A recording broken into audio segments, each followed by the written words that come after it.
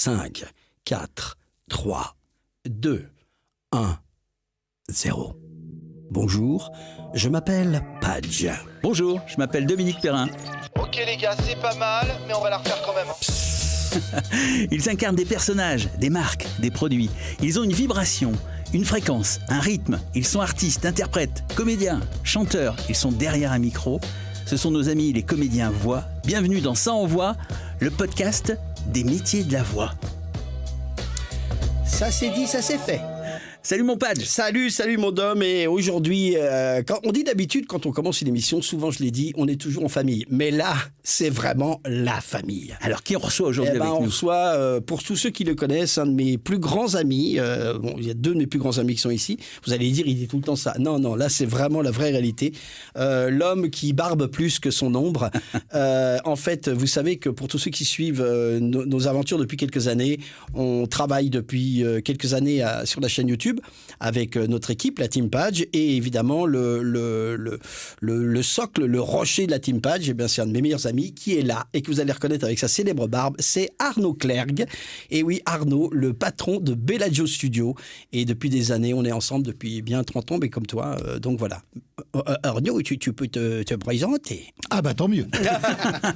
On est super content de t'avoir avec nous. Si, oui, je me demandais parce que je me suis dit quand est-ce que je vais pouvoir parler. Ah mais non, avec toi tu peux pas. Ah non, je peux mais pas. Vas-y, c'est à toi. Catastrophe, voilà. Tu peux te présenter. Bah très bien, j'ai une barbe. Oui, voilà, c'est lui. Voilà. Alors ce qu'il faut dire Arnaud, c'est que tu diriges un studio de prod. Absolument. Je dirige un studio de prod, je suis ingé son, je suis réalisateur audio. On verra sûrement ce que ça veut dire tout à l'heure. Et donc j'ai l'occasion depuis 30 ans, notamment de croiser ce monsieur-là qui vient souvent avec plein d'autres et puis d'exercer mes maigres talents au service de marques qui veulent bien venir chez nous. Alors ce qu'il faut dire, c'est qu'aujourd'hui il y a beaucoup de home studio, mais avec Arnaud on représente les endroits où on va dire on reçoit des clients, où on fait l'intermédiation entre les agences et les comédiens. Et puis en plus Arnaud, tu fais aussi un peu d'enregistrement de musique. J'avoue. Voilà, la passion n'a pas de limite. Absolument, je fais un petit peu d'enregistrement de musique sur des projets qui nous tiennent à cœur en général, 1 ou 2 fois par an, pas plus. Et à propos de musique, je fais aussi des petites pastilles sur les réseaux sociaux. Allez voir. Voilà. Pour vous expliquer ce que vous allez mettre dans votre playlist cette semaine. Exactement. Il faut dire que, donc, encore une fois, c'est le studio Bellagio qui se trouve donc à Boulogne. Et la caractéristique par exemple, du studio Sonacom ou du studio Bellagio, moi qui en vois beaucoup, évidemment, il y a les grands studios de musique et puis c'est quand même la beauté et le côté, je vous connais, vous êtes des hyper techniciens, et le fait de comment on va accueillir les clients, comment on va accueillir les comédiens dans un endroit qui respire quand même la technologie. Et donc, pour les artistes, quelque part, il y a une sorte d'assurance que ça va bien marcher. Ça a une grosse importance. Ben oui, parce qu'il faut dire que ces studios-là, on les a conçus, non pas nous pour recevoir des batteries, des pianos, même si de temps en temps il y a des accidents, mais on les a vraiment pensés pour recevoir le client, les agences, et puis pour que les comédiens voix soient le plus à l'aise possible dans leur confort et dans leur intermédiation avec nous. Donc on a pensé et on a construit autour de ça, et autour de ça, on a fait des centaines, des milliers de productions, et on va essayer de comprendre comment ça se passe de A à Z. Ce soir, le but, on a appelé ça la chirurgie de l'interprétation. Oui, c'est un peu un terme qui paraît un peu barbare, mais en fait, ça fait longtemps que moi, que ça soit dans des interviews ou avec la team ou avec des gens, je dirais entre guillemets lambda, qui dit mais comment ça se passe? Non pas comment ça se passe un enregistrement, mais comment ça se passe dans ton cerveau? Comment tu vas réagir psychologiquement, artistiquement à des demandes, à des ambiances, à des énergies? Et là, on va rentrer vraiment. C'est là où on va vraiment aller dans la dentelle de comment se passe dans mon cerveau, c'est vraiment de la chirurgie, comment se passe dans mon cerveau la réaction par rapport à deux professionnels qui vont me demander des choses, et par rapport aussi à la psychologie des clients, à la psychologie de l'ensemble de ce métier-là. Parce qu'il faut quand même savoir, et on l'a développé avec Arnaud sur la chaîne YouTube, sur Devenir une voix, on a vraiment insisté sur savoir que c'est vraiment un métier, mais que ce métier implique des attitudes intérieures psychologiques qui sont super importantes. Tu veux dire que c'est pas juste donner le texte, dire le texte, mais qu'il y a tout un mental qui est autour de ce moment-là. Ben c'est super important. Ah bah zut, moi je pensais qu'il fallait juste avoir une belle voix. Ah oui, mais c'est vrai, c'est parfait. Ouais. Donc Non, ce soir, c'est un petit peu comme si on te mettait une passoire avec plein de capteurs dessus sur la tête pour essayer de décrypter ce qui se passe, quelle attitude tu adoptes pour avoir un résultat qui plaise au client, parce que c'est ça qui nous intéresse aussi. Mais auparavant, on va aller sur un truc un peu linéaire pour bien expliquer. D'abord, avant qu'on fasse des exercices avec la voix et des demandes particulières, on va s'amuser, on va pratiquement improviser. On a mis 2-3 textes comme ça, vite fait, qu'on n'arrive d'ailleurs pas à relire. Mais d'abord, je crois que c'est intéressant de vos deux points de vue. Comment ça se passe en amont ? Comment ça se passe en amont, Arnaud ? Donc, tu as une demande. Alors toi, la caractéristique, c'est qu'à la fois, Arnaud, il assume de l'international, la Belgique, de la francophonie, et puis aussi un peu de local aussi quand même, parce que les trucs importants en local, c'est lui qui va les faire, à un prix tout à fait normal. Non mais je le dis pour ceux qui pensent que tu vois qu'il y a souvent des gens qui disent oh là c'est 25 € la pub. Non, pas chez Arnaud, c'est pas du tout ça. 26. Mais c'est 27. Non mais comment ça se passe ? C'est-à-dire que la première linéarité de l'histoire, c'est comment ça se passe. Ok, il y a un client qui veut un enregistrement. Donc en amont, qu'est-ce qui se passe ? En amont, le client, il va venir vers toi et il va te demander une voix. Et il va te demander une voix de femme chaleureuse ou une voix d'homme rassurante. Une fois qu'il nous a demandé ça, on lui demande s'il peut pas nous dire quelque chose qu'on ne sait pas déjà. Parce que pour faire une pub, c'est mieux d'avoir une voix rassurante, à mon avis, mais c'est juste personnel. Donc on va plus sérieusement essayer de définir la typologie de voix qu'il va chercher. On va déjà séparer en deux, garçon-fille, déjà c'est facile. Et on va chercher un timbre et on va chercher un âge. On peut être jeune avec une voix grave, on peut être vieux avec une voix aiguë. Les deux sont pas forcément liés. Et ensuite, par rapport au produit qu'on va gérer, si éventuellement on a le texte déjà ou pas, on va regarder quel est le ton qu'on cherche à avoir. Alors justement, Arnaud, j'ai une question. Est-ce que tu fais ça, toi, quand tu reçois ton texte ? Tu as eu le client, tu reçois le texte. Ton premier réflexe, c'est quoi ? Tu l'entends, tu le dis, tu fais quoi ? Le premier réflexe, en fait, c'est effectivement un réflexe parce que tout de suite, il y a une voix qui s'impose, immédiatement. Ça, je pense que c'est l'expérience. Tu veux dire qu'on entend quelque chose ? On entend déjà quelqu'un. Ou un style dans une dimension. Ah non, une personne. D'accord. Clairement, je vais proposer un casting, mais ce casting, il va toujours s'articuler autour de la voix que j'ai entendue dans ma tête. Il n'y a pas que toi. Il y a des choses bizarres dans la tête. Bon. Voilà. Il va s'articuler autour de ça parce que, en fait, si on y réfléchit un peu plus, la demande qu'on nous a faite, elle rentre déjà, c'est une typologie. On sait à qui ça peut correspondre. Donc, à partir de là, on va choisir des comédiens. Alors moi, j'essaie d'en choisir 3 et éventuellement un 4e avec qui j'ai jamais travaillé, histoire de pas ronronner, de pas avoir l'impression de proposer toujours les mêmes voix Pierre-Alain de Garrigue. Et puis je vais essayer ensuite, pour le casting, pour le client, de trouver des exemples qui correspondent. Alors évidemment, je vais jamais lui trouver sa pub, c'est logique, mais je vais essayer de trouver des exemples de voix qui correspondent à ce qu'il a sur son texte.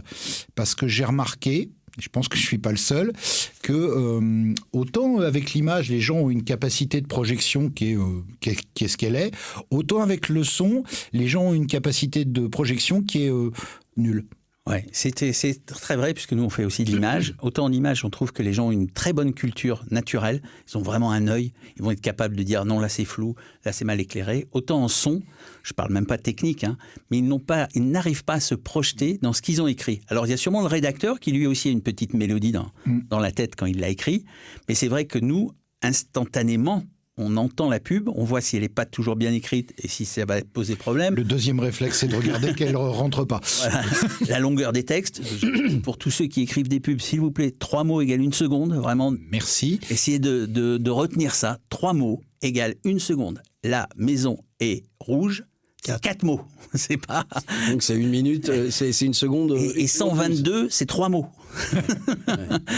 Donc la longueur, parce que ça c'est vraiment l'éternel problème d'écrire 30 secondes pour 20, etc., etc. Et donc nous effectivement, à partir de là, on a cette petite mélodie, on entend des choses. Donc là tu proposes le casting. Je propose le casting, donc j'ai mes 4 comédiens, comédiennes, avec quelques exemples en fait de ce qu'ils sont capables de donner. Donc à la fois des exemples de timbre, à la fois des exemples de ton. Et puis après, c'est aussi mes clients qui me font confiance et qui savent que si je leur ai proposé telle ou telle personne, c'est parce que ça va correspondre à ce qu'ils recherchent. Quand tu dis tu trouves des exemples, est-ce que ça va aussi pratiquement dans la même marque? C'est-à-dire que, mettons, tu as un texte pour de la voiture. Est-ce que tu vas aller chercher sur Page un exemple voiture d'une marque concurrente? Est-ce que tu penses que ça va poser problème? Ou est-ce que tu penses que ça va conforter? En fait, une marque concurrente, je vais pouvoir leur proposer. La même marque, je vais éviter. Parce que la même marque, ils vont simplement me dire « Ah oui, mais ça, on a déjà fait. » Voilà. Et comme c'est pas dans les vieux pots qu'on fait les meilleures soupes, on va me virer mon comédien, alors que la preuve c'est qu'il est totalement adapté à ça. Et si je pensais que ça correspond, je le proposerais. Ouais. Mais là, effectivement, je vais carrément éviter de proposer le même comédien dans la même marque, clairement. Et donc, excuse-moi, Perrin. Oui, non, vas-y. Et donc, dans ce casting-là, tu as aussi quelqu'un avec qui tu n'as pas vraiment bossé. Ah, carrément, ouais. Mais tu as entendu des choses qui te plaisaient. Ouais. Et tu te dis, tiens, ça peut coller. Exactement. Et puis, avec quelques années de métier, je me fais plus avoir par la démo qui est très belle et le comédien qui est... Pas très belle. Pas tout à fait comme il était sur la démo. Alors, comment tu fais ça? Comment tu t'en rends compte? Quel est ton instinct là-dessus? C'est de l'instinct d'homme, en fait. C'est juste ça. Tu l'as vu tellement de fois, tu le détectes, le truc qui a été monté. Alors, la fausse pub, clairement. Le gars qui a pris une pub de Pierre-Alain de Garrigue pour la mettre sur sa démo... Il y en a qui l'ont fait. Il y en a qui l'ont fait, ils sèchent dans le grenier. Il y en a qui l'ont fait. Voilà. Bah oui. Après, tu entends, et de toute manière, le comédien qui va avoir un élément qui est en fait un composite de 792 prises, il n'y aura pas de cohérence dans ce qu'on va entendre. On saura que on va comprendre, nous, producteurs, que c'est pas possible de faire ça en une seule prise parce que, en fait, les intentions, on en parlera sûrement tout à l'heure des intentions, mais elles seront pas cohérentes les unes avec les autres et personne a la tête qui est faite de telle manière qu'on puisse passer de noir à blanc immédiatement, quoi. Alors, éternelle question pour ceux qui nous écoutent et qui sont débutants, qu'est-ce qu'ils envoient? Puisque s'ils ne peuvent pas reprendre une pub qui existe déjà, c'est-à-dire qu'ils écrivent un petit peu à la mano. Non, mais ils peuvent reprendre une pub qui existe déjà. Dans la vidéo. Ouais, ils peuvent reprendre une pub qui existe déjà, mais ils évitent de laisser croire qu'elle a pu être diffusée telle que. Voilà, ils peuvent écrire. Ils peuvent écrire que c'est une démo, ils peuvent écrire que c'est une maquette, ils peuvent écrire. Voilà. L'honnêteté paye. Toujours. C'est surtout que la malhonnêteté, à un moment, ça te retombe dessus, donc ça n'a pas tellement d'intérêt. Donc l'intérêt, là on revient un peu à ce qu'on a dit dans les deux premières, mais là ce qui est intéressant, c'est on parle sur encore une fois de la chirurgie de l'interprétation. Donc là, on a mis en place le truc, les producteurs ont reçu la demande, voilà. Et à ce moment-là, évidemment, c'est choisi, et voilà. Et tout d'un coup, Arnaud ou Dom m'appelle moi. Je suis toujours dans comment ça se passe dans mon cerveau. Je fais juste une petite aparté, parce qu'on a parlé de ce qu'on faisait dans le casting, et dès le départ, on a dit que toi et moi, on avait une voix qui arrivait. Donc, on sait a priori, toi et moi, que c'est cette voix-là qui va être la meilleure, et on espère que c'est celle qui va être choisie. Il y a un truc qu'on n'a pas dit, c'est ce qu'on ne fait pas dans le casting. On ne met pas des propositions repoussoires de comédiens très mauvais en face pour être sûr qu'on nous choisisse notre comédien. Oui, ça se faisait un petit peu à un moment donné, mais ça marche plus, quoi. Parce que là, la loi de Murphy frappe en général à tous les coups et tu te retrouves avec un gros mauvais à faire ta séance et tu n'y arrives pas. Il a été choisi. Et il a été choisi, c'est toi qui l'as proposé, donc normalement c'est qu'il doit fonctionner. Donc tu fais pas une proposition repoussoir. C'est pas parce que Arnaud dit ça parce que c'est arrivé. Bien sûr, oui, c'est arrivé. Bien sûr. Ouais. Et il faut faire très attention. C'est-à-dire que ce que tout le monde doit comprendre, c'est que notre but, c'est d'arriver à un produit final qui satisfasse le client. Si on veut fidéliser, si on veut prendre du plaisir, nous, pour bosser, déjà, tout simplement. Continuer à bosser. Continuer longtemps à bosser. Il faut que les pubs, elles soient efficaces, qu'elles catchent, qu'elles matchent. Et pour ça, il nous faut de l'expertise jusqu'au bout du bout. Voilà. Et donc là, j'en viens toujours à notre sujet du soir. Donc le soir, coup de fil d'un des deux ou d'un autre producteur. Donc moi, la première chose, comment je réagis à ça? D'abord, je suis content. Et même si je suis très bienveillant, il faut quand même dire toute la psychologie. C'est que on peut dire à un moment donné qu'on a des potes ou des frères, etc.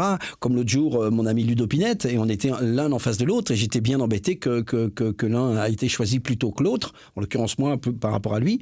C'était pour vraiment une pub. Et là, on est quand même embêté. Mais par contre, on a cette ambivalence à l'intérieur. Donc, dans ton cerveau, encore une fois, c'est le sujet du soir. Qu'est-ce qui se passe? On est content. Si c'est des frangins qui ont été repoussés, oui. Ton cerveau, il a commencé avant, parce que, mine de rien, tu nous as répondu.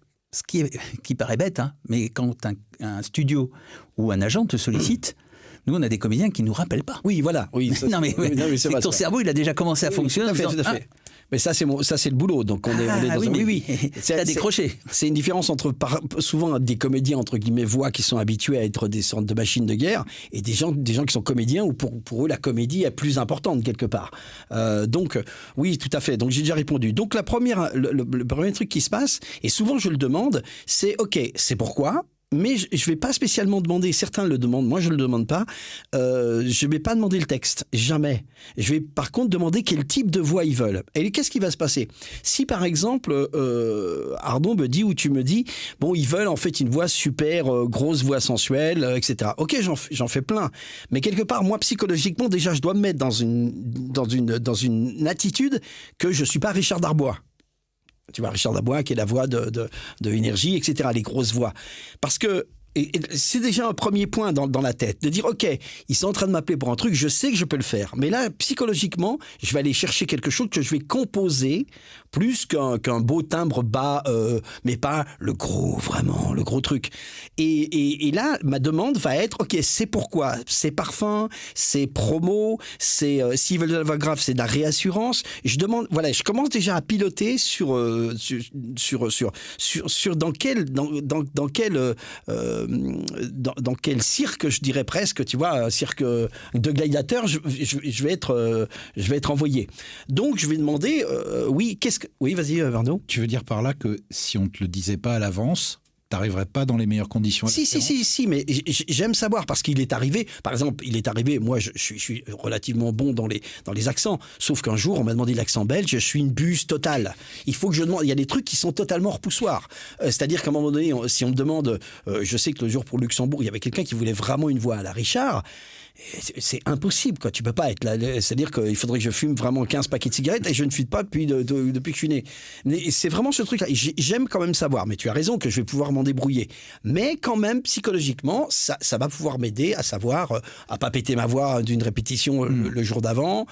Oui, mais c'est comme un comédien filmé, il peut pas endosser non plus tous les rôles, il peut pas faire enfant jusqu'à 80 ans, même si la voix, il y a un moment donné où tu peux pas avoir les graves que tu n'as pas, et tu peux pas non plus être dans des aigus que tu n'as pas non plus. Oui, mais même si dans l'interprétation et même si dans le conditionnement tu t'y prépares, il faut faire attention aussi, mais c'est notre rôle de pas envoyer non plus au casse-pipe et pas survendre. Bien sûr. Ou mal vendre le comédien. Et le casting, il est hyper important pour ça. Et à l'inverse, parfois on emmène, je sais pas toi Arnaud, mais nous on emmène des comédiens, on sait qu'ils peuvent le faire, eux le savent pas. Oui. Et on les met en danger. Bien sûr, c'est la votre force à vous. Voilà. C'est la votre force à vous. Mais d'abord, la psychologie. C'est pas notre intérêt d'envoyer au carton, quoi. En tout cas, les informations, les premières que je veux avoir, c'est pour à peu près quel type de truc. Et après, j'ai pas besoin d'autre chose. Par contre, je veux pas plus d'informations que ça. Il y a des comédiens qui demandent, je voudrais le texte en avance pour le travailler. Alors pourquoi je ne vais pas le faire? On pourra l'expliquer. Mais pourquoi là, je ne veux pas le faire? Parce que je veux. Nous, on a beaucoup l'habitude, même avec toi, Dom, mais avec Arnaud, de le faire. C'est-à-dire que je veux garder. Et là, je pourrais expliquer un peu quels sont tous les cerveaux qui vont travailler. Mais ça, on viendra quand je commencerai à travailler là-dessus. Mais je veux pas trop d'informations parce que je veux qu'une des parties des 5 ou 6 cerveaux que j'utilise, ça fait un peu prétentieux de dire, mais c'est vraiment comme ça que ça se passe, c'est la partie qui va être spectateur. Et je veux être content et écouter comme si c'était la première fois. La fraîcheur. Et en fait, moi, je pense que j'ai un truc qui est plutôt bien là-dessus, c'est que j'oublie totalement je sais pas que j'oublie, je sais ce que j'ai fait, mais je l'oublie totalement. Donc, en fait, je veux être content de ce que j'ai fait. Comme un petit enfant, c'est un peu l'enfant intérieur qui va dire ah bah tiens ça me plaît. C'est pas là le cerveau technique, on en parlera après, c'est pas le cerveau technique, c'est pas le cerveau analytique, etc. C'est simplement qui dit ah ouais ça me plaît. Et pour ça, que ça soit du documentaire, de la pub, je dois être vierge de quelque chose. Tu veux dire s'amuser et donc jouer. Jouer, oui, c'est exactement ça. Et donc voilà, on en arrive. Ok, on a été averti, téléphone, etc. Ok, maintenant, on est devant la porte du studio. Et là, on va entrer dans l'arène. Et comment ça se passe dans l'arène? Tu peux déjà décrire comment ça se passe. En amont, les gens qui arrivent, etc. En général, le client est arrivé avec 27 minutes d'avance parce que lui, il est très, très impatient. L'agence est arrivée avec 27 minutes de retard, puisque elle est moins impatiente. Entre les deux... Le comédien se glisse. Et moi, je dis que la première chose à faire, et on en a parlé tout à l'heure, la première chose à faire, c'est de faire en sorte que le cadre dans lequel tu les accueilles soit fait pour les accueillir. Ça paraît stupide quand tu le dis. Le café. Entre autres, les cafés. Les cafés. Nous, on Les dit cafés. c'est un client invité. C'est-à-dire que comme vous invitez chez vous à dîner des amis, vous ne faites pas le dîner devant eux et vous n'arrivez pas avec les courses en même temps qui sonnent à la porte. Vous avez préparé votre petite table, vous avez pensé à ce que vous allez leur servir à l'apéro et quand ils arrivent, ils sont accueillis. Exactement, voilà. L'intérêt, c'est qu'ils comprennent que l'endroit où ils sont, ils vont y passer un peu de temps. Et qui vont y être bien. Donc ça peut passer par effectivement plein de petits détails comme le ou les cafés. Alors nous, chez Bellagio, on aime bien le café. Donc on en a 6 sortes dans le studio. On est grand malade. Et les eaux différentes. Voilà aussi, il faut un petit peu rire. Nous, c'est les sucettes. Ah oui, ben voilà. Non, mais moi, je peux pas à 14 kilos. Hein. On a pensé aussi le studio, par exemple, au niveau des couleurs. On est des gens du son, donc a priori on ne devrait pas trop faire attention à l'image, et pourtant en fait l'acousticien qu'on avait embauché pour faire le studio voulait absolument nous mettre des tentures rouge bordeaux. J'ai passé un quart d'heure à lui expliquer que le langage des couleurs faisait que les seuls endroits où il y avait du rouge, c'était les fast-food, pour expliquer aux gens qu'il fallait qu'ils partent vite. Voilà, que c'est peut-être pas. Ah oui. C'est peut-être pas le meilleur moyen de dire à quelqu'un tu es le bienvenu. Il pensait peut-être théâtre, lui, le côté pourpre. Je sais pas à quoi il pensait, mais je trouvais ça un peu compliqué. Donc on a mis à la place des choses beaucoup plus sobres. Hein, tout le monde les a déjà vues. On a choisi le mobilier pour. Bêtement, les gens vont rester assis 2 heures dedans, donc pour qu'ils soient bien assis, on a déjà parlé des fauteuils, le croustillant fondant des fauteuils. Le croustillant fondant des fauteuils. Voilà, exactement. À la fois moelleux et à la fois ferme. C'est bon, ça. Pour le comédien, on a fait en sorte aussi un truc tout con, mais qui soit bien, parce que lui aussi va passer 2 heures enfermé dans une boîte. Donc ça veut dire que quand il arrive, il a de l'eau. Voilà. Il a un casque avec un retour avec la position saignage d'oreille, patch, voilà, pour être sûr qu'ils s'entendent bien. Mais en fait, il y a plein d'endroits où les comédiens vont et ils te disent « je ne m'entends pas quand je vais là, le retour est dégueulasse ». C'est pas possible. Tu peux pas dire à des gens de donner le meilleur d'eux-mêmes et faire en sorte qu'ils n'y arrivent pas. Ça n'a pas de sens. Ouais. Donc, t'accueilles bien tes clients, t'accueilles bien tes comédiens, t'accueilles tous les gens qui viennent te voir. Alors, ce qui peut paraître dans ce moment, on va dire, de notre métier que l'on vit tous, c'est qu'à la fois, on peut enregistrer quasiment avec son iPhone et qu'à la fois, on va effectivement, nous, dans un détail vraiment de précaution, sans parler après de la qualité technique, etc., qui va de soi pour nous, mais qu'on va dans le détail jusqu'au WC, etc., pour accueillir, parce qu'on veut que tout ça se passe bien, en fait. C'est quoi ? C'est une mise en condition. Tu l'as très bien expliqué, pour les clients, pour qu'ils se sentent bien et qu'ils ne se vengent pas sur le comédien, et pour que le comédien puisse donner le meilleur de lui-même. S'il n'arrive pas à lire ses textes, c'est quand même un problème. Ouais.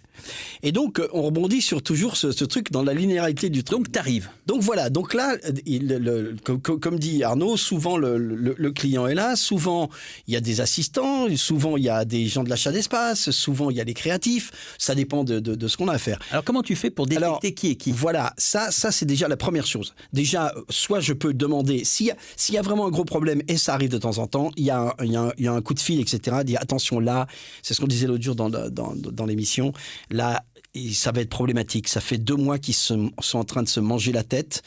C'est pas obligé que vous ayez l'information, mais l'agence peut t'appeler. C'est l'agence qui t'appelle. C'est jamais le client, évidemment. Et l'agence va dire là, on est en train de se manger avec eux. Ils nous écoutent plus parce que le client veut un pack shot où on voit son produit de 5 secondes et eux, l'agence a fait un beau film pour vendre aussi l'agence.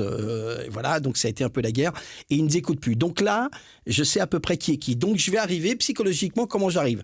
Alors j'arrive un peu comme un sportif, c'est-à-dire qu'il va falloir que je donne une dimension, mais là vous me connaissez tellement, mais il va falloir que je donne une dimension un peu à la con. Il va falloir assumer derrière. C'est-à-dire que tu sais que tu arrives au spectacle. Parce que si c'est pas toi qu'on prend, on prendrait le client pour le faire. Donc tu veux dire que tu n'arrives pas comme le stagiaire tout timide? Ah non. Déjà, tu arrives, il faut savoir sur quel... Alors après, il y a différents exemples du comédien, mais là, on est pour parler de comment je réagis moi. Donc comment je vais arriver déjà, avec l'information que j'ai, évidemment, je vais sentir l'énergie tout de suite dans la salle, quelque part. Comment je vais la sentir? Je vais arriver en faisant mon kékos, en prenant la parole, en prenant et en ayant des blagues qui fonctionnent un peu toujours, parce que c'est vraiment des blagues, mais qui sont utiles. Par exemple, je vais voir Arnaud ou Ben, qui est un formidable ingénieur du son, ou ici, c'est pareil, d'arriver, puis de voir Ben et Arnaud en disant, devant le client, dire non, moi j'avais donné des ordres, je ne travaillais plus avec eux. Quoi, c'est pas possible. Ce genre de truc. Ou alors, tu arrives et tu fais le plan, ce qui m'est souvent arrivé, mais par contre, il faut assumer. Hein, d'arriver en disant bonjour, ça va bien. Comment, il y a un souci? Ah non, mais je me suis fait opérer des dents, ça va. Ça dure, c'est con, ça dure que 5 secondes, mais quelque part, tu vas vers un truc, ils font, il est marrant, etc., etc. Et là, tu sens ce qui se passe? Là, tu commences à sentir ce qui se passe. Il y a ton frère qui est là, parce que c'est le frangin qui va dire des conneries, mais là, on commence à installer un truc où on déconnecte un petit peu le côté angoisse. Parce que le client, il est là pour que vraiment, et encore une fois, on parle de publicité. Ce soir, on parle de publicité, on ne parle pas de doublage. Hein. Attention, c'est pas du tout la même chose.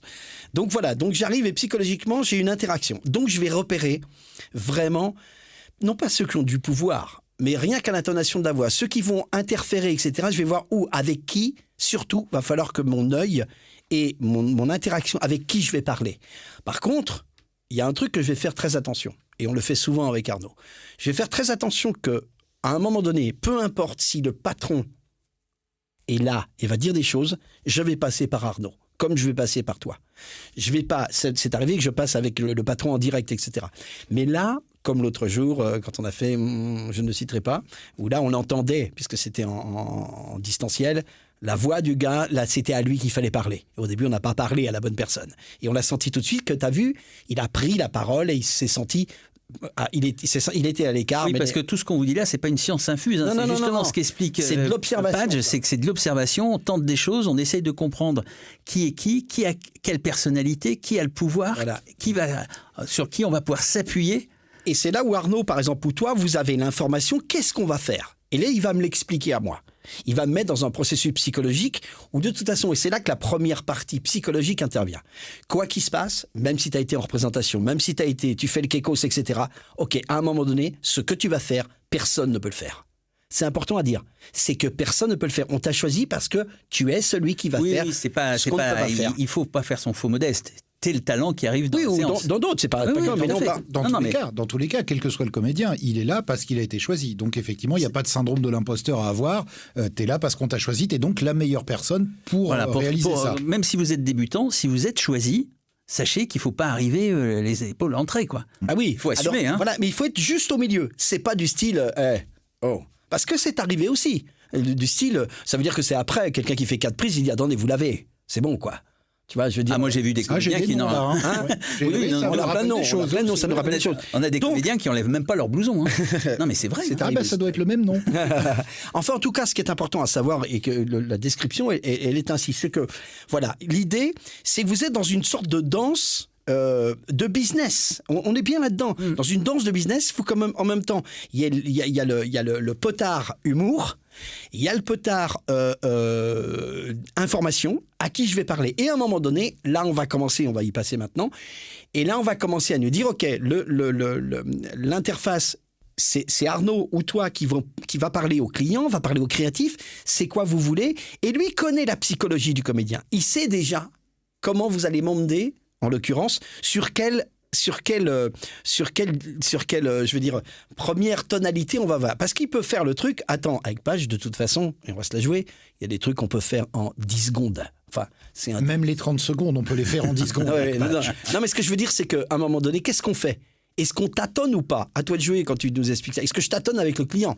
Oui, en fait, mais tu l'as dit tout à l'heure, c'est une pièce de théâtre. Oui, c'est une pièce de théâtre. C'est une pièce de théâtre. Chacun doit y jouer son rôle. Voilà. Il y a le client qui, lui, sait pas qu'il est dans une pièce de théâtre. Ce qui ne veut pas dire mentir. Hein. Non, du tout. On joue le rôle pour lequel on est là. Pour lequel on est là. Voilà, exactement. Et donc, effectivement, le comédien doit jouer un peu le rôle du comédien. Donc, effectivement, ce qu'on attend du comédien. Absolument, ce que les gens attendent du comédien. Donc, c'est à toi d'être extraverti, c'est à toi de faire des blagues, etc., etc. C'est à l'ingénieur du son de toucher à plein de boutons, de faire plein de réglages, et les clients attendent que l'ingé son touche à des boutons. Puisque c'est l'ingé son. Et qui ne comprennent pas du tout et qui n'entendent pas du tout ce qu'il a fait. Ouais, mais là, c'est parce que j'ai mis un quart de truc. Bon, il attend du directeur artistique, de nous, de parler aux comédiens avec éventuellement des mots que eux n'utilisent pas. Et de l'autre côté, quand on va se retourner en fait par rapport à la vitre du studio, hein, d'un côté on va voir le comédien et quand on va se retourner on va voir les clients. De l'autre côté on va aussi nous suivre cette espèce de chaîne de commandement en fait. Hein. Nous on va parler au directeur de création si c'est lui qui décide ou si effectivement on s'aperçoit que c'est le patron de la marque qui va décider et que les gens de l'agence vont dire amen. On va glisser. Alors et on va l'écouter aussi. On va l'écouter aussi et puis on va quand même toujours demander validation des gens de l'agence parce que fondamentalement, c'est quand même eux qui ont bossé le truc le plus longtemps, c'est eux qui savent et il y a des choses que nous, on n'a pas en tête, quoi, parce qu'on n'était pas aux 742 réunions qu'ils ont fait sur le produit. On rentre dans le vif du sujet. Tu as un texte. Alors, je te donne le texte. Absolument. Donc, souvent, le client, d'ailleurs, pense qu'on te l'a donné, effectivement, comme tu dis, que presque tu l'as appris par cœur. Alors là, techniquement, comment je fais ? Avec Arnaud aussi, on le fait. Comment je vais faire ? Si ça a été de la grosse déconne avant, parce qu'il fallait vraiment décontracter l'histoire, fallait être un peu... ou même si on se sentait bien, etc. Qu'est-ce que tu fais ? Tu peux pas être dans ce rôle, t'es pas en train de faire un one-man show. Parce qu'en fait, faut pas oublier ce que je disais dans la vidéo, c'est pas du show business, que pour être le doublage, par exemple, parce que c'est un truc très artistique, c'est du business show, c'est-à-dire que là, ils veulent qu'on vende leur marque. Et donc, qu'est-ce que je fais ? C'est que quelque part, le premier instant, c'est que je vais leur montrer, et Arnaud, il me connaît par cœur là-dessus, je vais demander par exemple, tout de suite mon niveau de casque, il faut que je me sente bien psychologiquement, mais j'écoute fort, parce que écouter fort, c'est intéressant, parce que je veux entendre toutes les imperfections. Je veux pas avoir à chercher ma voix, je veux que... c'est presque comme si c'était presque déjà mixé dans ma tête, quoi. Et donc, qu'est-ce qui va se passer ? Je vais demander s'il y a de la musique, parce que la musique, évidemment, va influencer, on va le voir tout à l'heure, va influencer absolument sur tout ce qu'on va demander. Il y a l'explication du directeur artistique, et ce que je vais faire, c'est que même dans la première demande de l'ingé son, je vais pas tout donner. Je vais être... Mais là, j'étais dans la déconne, mais par exemple, je vais pas donner... Je vais donner 70%. Je vais être trop rapide, etc. Je veux pas qu'ils se disent... Ouais, ça, c'est stratégique ? C'est instinctivement stratégique. C'est ce que je veux qu'ils disent, c'est du style. Ce que je veux qu'ils disent, parce que c'est pour ça qu'ils m'ont choisi, ou en tout cas qu'ils ont choisi des gens qui maîtrisent. Ce que je veux qu'ils disent, c'est on s'est amusé, papa. Ok, on fait un essai, ok, un essai. Est-ce que tu m'entends bien ? 3, 4, oui, 3, 4 phrases. Allez, on essaye. Et là, ce que je veux, c'est qu'à la fin du premier essai, ils fassent waouh. Ah ouais, c'est quand même bien ce qu'on voulait, quoi. Donc t'as donné 70, mais presque 71. Non, oui, non mais je veux dire, ouais, vas-y. Non, oui, c'est ça. L'intérêt, c'est que tout de suite, qu'ils disent. Tout de suite, on a bien choisi, et ensuite, il nous reste une marge de manœuvre pour travailler, parce que s'ils nous donnent la bonne prise en premier, coup de peau... Ce ne sera jamais celle-là. Voilà, et on est mort. Qu'est-ce qu'on va faire après, pendant la séance ? On ne va pas travailler, ça ne sert à rien. On ne sert plus à rien, Dom. Donc voilà, il faut qu'il saccage un peu quand même, c'est important. Non, mais la première prise, elle est pratiquement super. Elle est pratiquement super. Après, on va tourner autour de cette prise. Et moi, psychologiquement, encore une fois, je suis dans le cerveau. Là, je donne la main à Arnaud. J'ai pris la main. C'est moi qui ai fait mon... J'étais là... Alors on y va. J'étais dans mon univers. On va essayer. Par exemple, on va commencer avec une pub, on va dire, traditionnelle. C'était quoi qu'on avait ? On avait du bio, je crois. Oula, va falloir que je le lise. Alors pour ceux qui nous écoutent, alors TikTok, je ne sais pas s'ils ont le son, ils n'ont pas le son. Alors il faut quand même que je me relise, parce que je ne suis pas... c'est hyper important dans la préparation des textes. Hein. Oui. Parce que là, c'est pas du tout... Ça, c'est pas un texte. Ça, c'est pas un texte. Si, c'est un vrai texte, mais... Le texte doit être bien écrit, évidemment.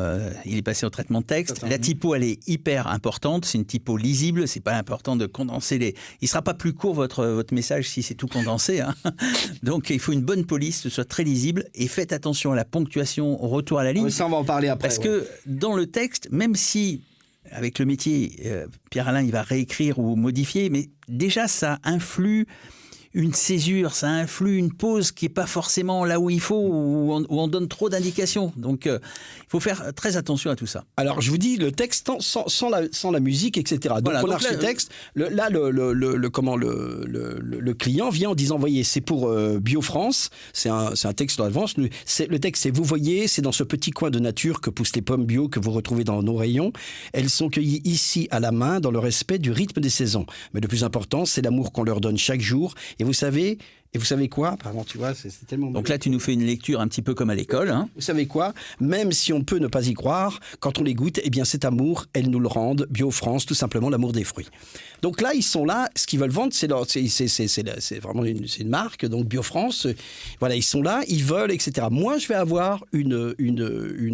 Alors là, quand toi, tu viens de lire ce texte, qu'est-ce qui se passe dans... Alors déjà, ce qui m'embête, et vraiment, quand je lis ce texte, comme il est fait à la main, je suis super emmerdé parce que techniquement, là, je vais parler des 4 cerveaux. Des 4 ou 5 cerveaux. Qu'est-ce qui se passe? Là, je découvre le texte. Donc, j'ai un cerveau totalement analytique. Celui qui va voir les virgules, qui va voir où c'est mal écrit, qui va voir les difficultés, genre tu vois, il y a des ratures, etc. Qui va voir que c'est pas... Donc là, c'est... Alors là, la jonction, on parle de la chirurgie, la jonction, c'est vraiment la jonction du décryptage analytique avec l'œil. C'est l'œil qui dit, OK, je suis obligé de faire un vrai focus. C'est-à-dire que le vrai focus, c'est que je peux pas perdre. Si je vois une virgule, le focus, c'est vraiment quand il écrit vous voyez, je suis vraiment mon œil, il suit le vous et le voyez. Mais avant, il l'a déjà lu. Ça en discutera donc ça veut dire que ton œil est en avance. L'œil est en avance. Alors moi, j'ai la faculté d'aller très très vite dans l'œil en avance. Donc ça veut dire qu'au moment où tu lis un mot, je suis déjà en train. Au moment où le son sort de ma bouche, je suis déjà en train de savoir ce qui se passe plus loin. Et est-ce que ça veut dire que quand tu as un mot difficile, ça te permet de l'anticiper au-delà de la ponctuation? Ou est-ce qu'il n'y a pas de mot difficile pour toi? Il y a des mots extrêmement difficiles quand tu commences un truc qui commence, et je me rappelle, si tu obligé par le dichlorphénitrichloroéthanol au peroxybenzode de méthylsodé, t'es obligé quand même de le voir, quoi. Mais là, c'est mon œil qui... J'ai vraiment, je dis aux gens, votre œil, il doit vraiment être... C'est une sorte de focus là, c'est obligé à d'abord lire un petit peu. Le vous voyez, je l'ai déjà lu. Je vais pas m'occuper de ça. Je vais dire c'est dans ce petit coin de nature parce que je suis en train de dire vous voyez. Mais c'est dans ce petit coin de nature que déjà je suis en train d'à la fois lire ça, de comprendre. C'est les 4 cerveaux. L'analytique là, il y a aussi l'artistique qui dit la force que tu vas mettre, l'intention, elle est là. Est-ce que toi, tu entends déjà une chose, avant de l'avoir exprimé par ton organe, est-ce que tu l'entends déjà dans ta tête ou pas du tout? Non, ça se fait vraiment à l'instinct. Ça, c'est l'instinct. Hein. C'est l'instinct. Mais après, il y a un truc qui est très intéressant, et souvent, avec Arnaud, on se le dit. Ta manière de commencer sur la musique que tu as, c'est-à-dire la note, on va parler de musique après, cette note-là va définir totalement... Allez, on y va, on est impatient. Allez. On est impatient. Donc, on a de la musique qui commence. OK, on y va. Nous, on se tait. Vous voyez, c'est dans ce petit coin de nature que poussent les pommes bio que vous retrouvez dans nos rayons. Elles sont cueillies ici, à la main, dans le respect du rythme des saisons. Mais le plus important, c'est l'amour qu'on leur donne chaque jour. Et vous savez quoi? Même si on peut ne pas y croire, quand on les goûte, eh bien cet amour, elles nous le rendent. BioFrance, tout simplement l'amour des fruits. Yeah! On est content déjà. On a eu les 70%. On a eu 70% là. Alors, admettons que ce soit une séance entre vous deux. Qu'est-ce que tu dis, Arnaud, quand tu viens d'entendre ça? On fait un peu abstraction des clients. Hein. Ouais, juste ton goût perso par rapport au texte. Qu'est-ce que tu exprimes? Ce que je vais dire sur ça déjà, c'est que je vais parler de l'ennui de l'oreille. C'est très bien ce qu'on a entendu là, mais moi j'ai entendu 4 fois la même chose, 4 fois la même phrase, 4 fois le même ton, et qu'il n'y a pas de cohérence entre ce qui est dit et ce qui est écrit. Parce qu'à un moment, on parle quand même de l'amour qu'on porte aux fruits. Alors, je veux bien croire tout ce qui est écrit, mais à un moment, j'ai un tout petit peu de mal à penser. Comment est-ce qu'on appelle ça, un amoureux des pommes? Un nom, un fil, un pommephile. Un pomme abricot. Faites attention à ce que vous dites. Absolument, pardon. Oui, donc, on sent un peu la même chose. Ouais. Mais donc là, en fait, je me dis, ce spot, il est pas écrit pour être dit comme ça. Effectivement, il y a le début qui te dit ce petit coin de nature. Ce petit coin de nature, là, il y a un réflexe, c'est automatique, mais ça, c'est un réflexe de vieux. De vieux, ça. Voilà, on a compris, c'est Ariel. Voilà, exactement. C'était pas le chat. Non, c'était pas le chat machine, le mec en costard. Ce petit coin de nature me semble adapté pour machin, etc. Et c'était déjà une parodie. Voilà. Donc, on a déjà ça. Ce petit coin de nature, il appelle la parodie. Il appelle en fait le truc exagéré. Donc, dans la première partie, moi je dirais, on va surjouer ce côté petit coin de nature, on est beau, machin, etc. Et on va se servir de la phrase avec, là j'ai pas le texte sous les yeux, mais on va se servir, oui bah c'est pareil, hein. On va se servir de la phrase avec l'amour des pommes pour faire une transition, pour faire une rupture. Pourquoi est-ce qu'on va faire une rupture ? Parce que pour moi, c'est important que l'oreille reste en alerte. Rappelons-nous quand même qu'on est en train d'enregistrer une pub. Personne n'est volontaire pour écouter une pub. Donc, il faut tenir l'auditeur jusqu'au bout. Surtout qu'avant, il a dû s'en taper 3-4 qui n'étaient pas bien, vu qu'on ne sait pas nous qui les avons fait. Hein, donc, voilà. Alors, donc ça, c'est le premier. Alors, tu vois, c'est exactement ça. Parce que moi, j'ai fait exprès de le relire. Donc, j'ai donné 75%. Et là, il a raison totalement, bien sûr. C'est-à-dire que je peux pas, par rapport. Là, je donne un truc qui peut passer. Ouais. Pour quelqu'un, mais ce qui est bien. On appelle nous, c'est propre. C'est propre. C'est propre. Et le client dit oui, ça peut, c'est pas mal parce qu'il y a de la sensualité, etc. Sauf que. Après, ta voix est belle. Elle est bien posée. Ta voix est belle, elle est bien posée. Il n'y a pas de faute. Donc, j'ai pas fait de. Dans une vraie séance, j'aurais demandé à Pierre-Alain de faire tout de suite 3 versions, déjà pour orienter le choix du client. Exactement. Parce qu'en fait, on a dit tout à l'heure que le client n'était pas capable de se projeter. Donc l'idée, c'est déjà de lui dire, voilà ce qu'on peut faire. Eh ben, c'est ce qu'on va faire. On peut déjà peut-être, avant de rentrer, d'être dans le détail, faire déjà une version supraposée, une version un peu plus joyeuse, on va dire. Ceux qui nous écoutent achètent cette première version. Ils étaient déjà très contents, hein, sache-le. Supraposée, ensuite un peu joyeuse. Un peu joyeuse, et puis on fait une version un petit peu plus décalée. Avec un peu d'ironie. Exactement, avec de l'ironie. Donc, est-ce que la boucle va tenir pendant les 3 ? Ok, alors on va faire ça. Alors d'abord, superposer. Vous voyez, c'est dans ce petit coin de nature que poussent les pommes bio que vous retrouvez dans nos rayons. Elles sont cueillies ici, à la main, dans le respect du rythme des saisons. Mais le plus important, c'est l'amour qu'on leur donne chaque jour. Et vous savez quoi ? Même si on peut ne pas y croire, quand on les goûte, eh bien cet amour, elles nous le rendent. BioFrance, tout simplement l'amour des fruits. Ensuite, un peu plus joyeux. Vous voyez, c'est dans ce petit coin de nature que poussent les pommes bio que vous retrouvez dans nos rayons. Elles sont cueillies ici, à la main, dans le respect du rythme des saisons. Mais le plus important, c'est l'amour qu'on leur donne chaque jour. Et vous savez quoi ? Même si on peut ne pas y croire, quand on les goûte, eh bien cet amour, elles nous le rendent.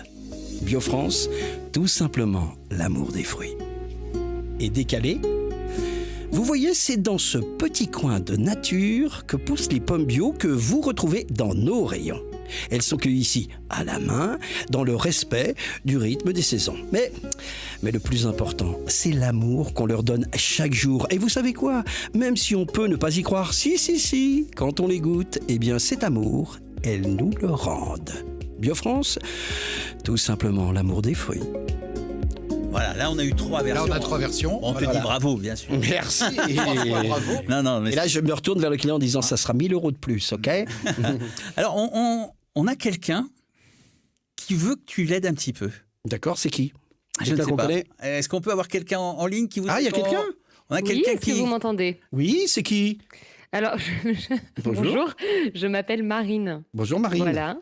Je suis ravie de vous avoir tous. Alors, j'ai écouté un bout de l'émission. Après, j'ai eu un problème technique pour me connecter, donc j'ai un peu loupé une partie. Mais voilà, je suis ravie de vous avoir en ligne. J'ai pas réellement de...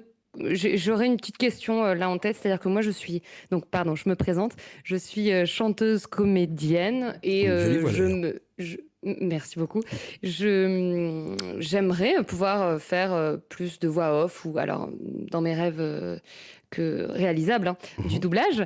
Je me demandais s'il était plus simple d'avoir une authenticité dans la voix, vraiment une voix très marquée pour avoir accès. Tu veux dire que tu trouves ta voix trop lambda ? Je me demande. Non, alors Marine, merci. Écoute, les 2 producteurs vont te répondre, mais moi, je pense qu'ils vont te répondre sur autre chose. Et dans les voix féminines, on a des grosses difficultés pour trouver l'angle folie, très très joué. C'est très difficile. Les comédiennes parce que nous, quelque part, on a le droit de faire des trucs de fou, les hommes. Parce que ils sont. Mais par contre, les nanas, non. Du style, c'est comme si on disait une femme, on peut pas être folle. Quand je dis folle, ça veut dire approcher une rythmique très soutenue, une fantaisie.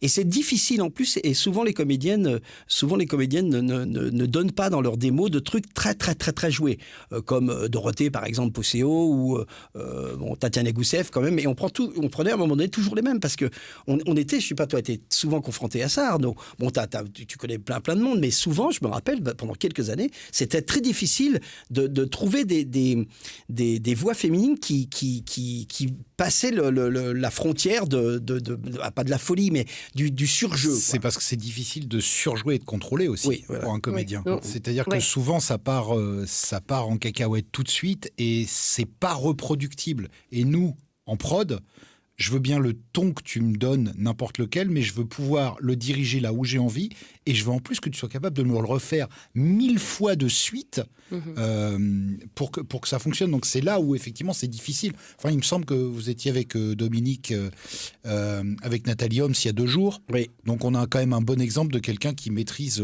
parfaitement la folie aussi. Oui, tout à fait. Est-ce que, Marine, qu'est-ce qu'on te demande, toi, par exemple ? Est-ce que tu as eu des demandes où tu t'es senti un petit peu juste, où tu t'es dit « ça, c'est pas pour moi », ou à l'inverse, où tu te sens très à l'aise et on te le demande pas, malheureusement ? Non, alors pour être honnête, j'ai pas eu énormément d'expérience, mais l'autre jour, on m'a demandé une voix d'enfant et je l'avais jamais testée. Et ça m'a plu d'y aller et je crois que c'était pas trop mal. Mais dans ma question, c'est du coup...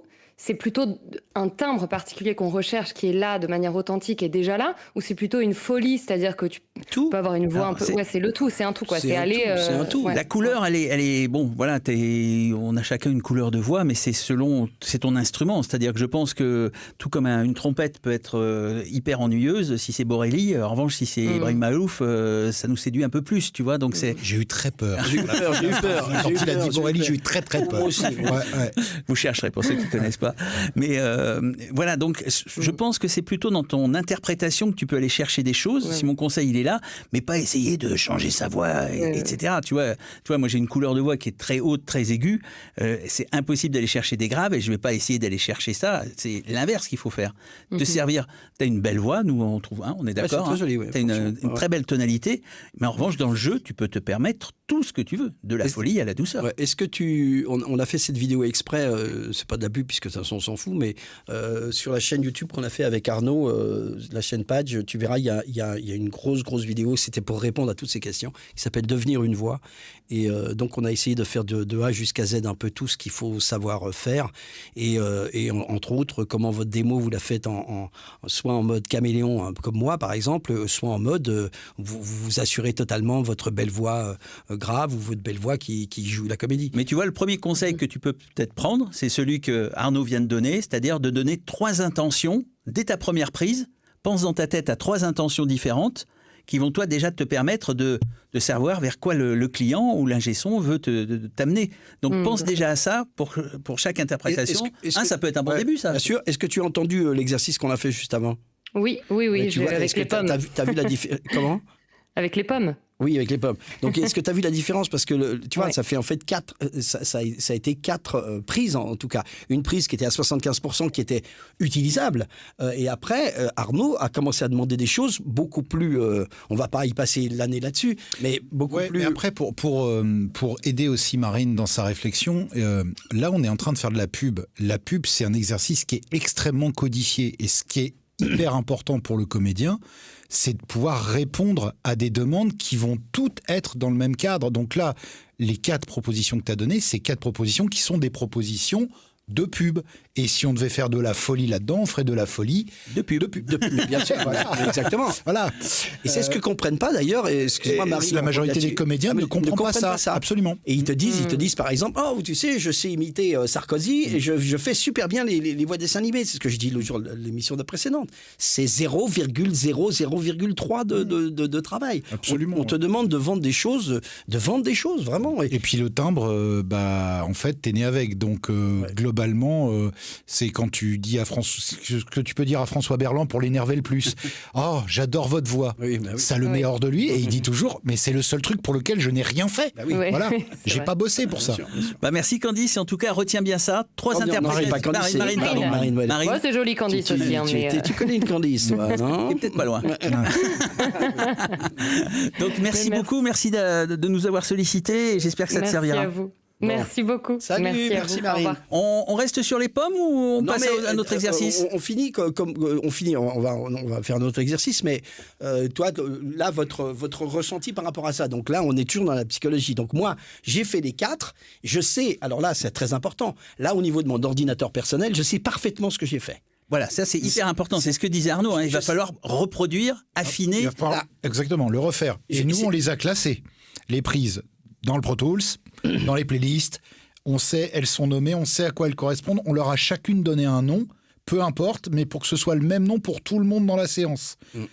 La bleue, la bucolique, la posée, peu importe, on les appelle comme on veut. Parce qu'il faudra faire, parce qu'à l'arrivée, probablement, ce sera un composite de plusieurs intentions. Un petit peu la 4 avec un petit peu la 3, mais on aimait bien la 1. Et voilà. Oui, non, mais c'est exactement ça. Ce qui va se produire. Et là, psychologiquement, d'abord, faut être blindé.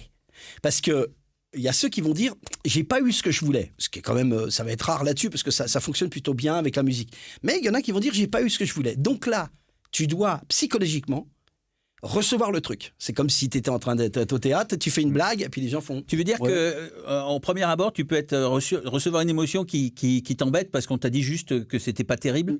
Mais ça peut être ça. Alors on va jamais te dire que c'est de la merde parce que autrement personne n'osera. Parce que sans ça, tu n'es pas Pierre-Alain de Garrigue. non, mais pour le comédien qui débute, lui, c'est très compliqué parce qu'il le prend pour lui. Exactement. Il prend les remarques pour lui de manière personnelle. Ce qui est un peu normal, parce qu'on donne sa voix, on donne son instrument, sa personne. Donc la remarque, on la prend directement dans l'émotion, dans le cœur. On t'a choisi et on te dit non, c'est pas bon. Enfin, c'est ce qu'on te dit, c'est pas bon. C'est exactement ça. C'est pas bon. C'est pas bon, donc je ne suis pas bon. Donc je suis pas bon. Exactement. Et là, si psychologiquement, alors là, c'est là où tu dois encore switcher. Tu dis OK. Quand tu es avec tes potes, tu dis OK. Ils savent aussi comment tu vas réagir, mais tu as été choisi pour ça. Pourquoi? Pour être aussi force de proposition. Oui, parce que 4, c'est rien dans une séance. Oui. Non, mais ce que je veux dire, c'est force de proposition. Et là, qu'est-ce que tu vas faire? On va pouvoir peut-être le faire. Tu dis OK. Je pense que les 4 marchaient. Simplement, si vous voulez que ça soit, non pas plus barré, mais un truc qui fonctionne peut-être, qui peut fonctionner. C'est une sorte de proposition. Par exemple, tu vois, sur la fin, j'ai rajouté la si quand on les goûte. OK, faisons-le. Vraiment, c'est presque jouer, trop jouer. Mais ça peut être ça. Vas-y, envoie. Un dernier petit truc. Excuse-moi. Moi, ce que je dirais, si j'étais dans la séance, j'aime bien le côté ironique qu'on a mis, parce que, comme le souligne Arnaud, on est quand même avec un texte. Amoureux des pommes, c'est quand même un peu too much. Bien sûr. Il faut qu'on le sente, que c'est quand même un axe où on se moque un petit peu de nous-mêmes en disant qu'on aime tellement les fruits qu'on en est amoureux. J'aimerais bien cette ironie et j'irais peut-être un chouille moins dans les graves. Un tout petit peu moins pour avoir cette légèreté Mais ce que je vais aussi essayer de mettre, c'est quelque chose, je vais essayer de penser à ça. Tu vois, là, dans mon cerveau, c'est il m'a donné une information, j'ai l'information et je veux aussi montrer que c'est too much. Donc là, ce que je vais faire, c'est que je ne vais pas utiliser trop mes graves, sauf à un moment donné pour asseoir le truc. Et je vais essayer de trouver des trucs qui sont à la fois peut-être, parce que je ne sais pas du tout ce que je vais faire. Là, c'est important. Je ne sais pas ce que je vais faire. C'est-à-dire que tu as pris l'information, mais... J'ai pris l'information. Là, c'est total. Je ne sais pas ce que je vais faire. Et petite question, est-ce que tu préfères en faire une et avoir le retour, ou qu'on te dise d'en faire 3-4 de suite, là? Je m'en fiche. Tu t'en fiches? Ok. Alors, mais par contre, je vais... Ça dépend, je ne sais pas ce que je vais faire. Donc là, c'est quelque chose où tu dis ma force de proposition, et c'est là où le cerveau dont je parlais tout à l'heure, le cerveau qui est en train d'être observateur va dire ah ouais, c'est pas mal. Et comment sur le prochain point tu vas pouvoir rebondir là-dessus. Donc tu as pu changer le texte, normalement ça pose pas trop de problèmes. Si oui, mais ça apporte un petit truc. On est d'accord. Et puis si on dit mais c'est. Et on va admettre que le client est d'accord. Ouais. Voilà. Ah vas-y. Vous voyez, c'est dans ce petit coin de nature que poussent les pommes bio que vous retrouvez dans nos rayons. Elles sont cueillies ici à la main, dans le respect, évidemment, du rythme des saisons. Mais le plus important, c'est l'amour qu'on leur donne chaque jour. Et vous savez quoi? Même si on peut ne pas y croire, si. Quand on les goûte, eh bien, cet amour, elles nous le rendent. BioFrance, tout simplement l'amour des fruits. Je fais le chèque. Non, mais là, qu'est-ce que je fais ? Là, mon truc, c'est que je sais que ça va être too much. Mais donc, si c'est too much, je vais quand même assumer le too much. C'est-à-dire la rupture que j'ai faite. C'est pas n'importe quoi ce que tu as fait là. Bien sûr. C'est-à-dire que ça peut être... Ça marche si on avait des images. Ça marche super. En radio, ça marche pas. Ça marche pas en radio. Mais en image, ça marcherait super. Parce que tout d'un coup, les ruptures que je fais en faisant tout d'un coup, je provoque le fait de dire je pourrais parler comme ça. Quelqu'un qui est en face et qui écoute ça. Donc tu vois, là encore une fois, l'ordinateur personnel fait ça, je l'ai déjà fait, ça, je l'ai pas fait. Le si, je vais le replacer, sauf que je vais en mettre. Je sais que la première fois que je l'ai fait 2 fois. Si. Alors que là, je vais si. Donc quelque part, et c'est là où la mémoire elle intervient. Alors ça, c'est la première chose. Tu prends pas de notes ? Non. Tu gardes tout dans la tête en fonction, t'es centré, t'es focus sur ta séance. Hein. Non, ça c'est là c'est la mémoire. C'est la mémoire. Ça c'est le premier point. Et le deuxième point que je voudrais tout de suite aborder là-dessus parce que c'est intéressant. Pourquoi moi je me retrouve avec cette facilité et cette faculté-là. Et ça, il faut quand même en parler parce que c'est super important. Parce que la formation que j'ai n'est pas une formation de comédien au départ. Je pense que pour certains, on est né comédien ou on est comédien et qu'on a le sens de la comédie, etc. Mais ce qui va faire la force, et Arnaud, on en a tellement souvent parlé, parce qu'on est tous des musiciens, c'est que moi, j'ai appris à jouer de la batterie en même temps que j'ai appris à chanter. Parce qu'à 11 ans, on est 6 à la maison, les 4 premiers font de la musique, on fait un groupe, et évidemment, c'est l'aîné, c'était moi, qui c'est qui va chanter, nous on n'ose pas, c'est toi qui vas chanter. Mais moi, je suis en train de jouer de la batterie. C'était les Jackson 5, quoi. Les Jackson 4. Et donc, les Jacques. Et donc, le micro, il est entre mes 2 cymbales. J'ai une cymbale là, le micro, il est ici au milieu, et je joue et je chante en même temps. Qu'est-ce que ça va développer ? Ça va développer le sens horizontal de la rythmique et le sens horizontal de la rythmique et le sens vertical de la mélodie. Tac.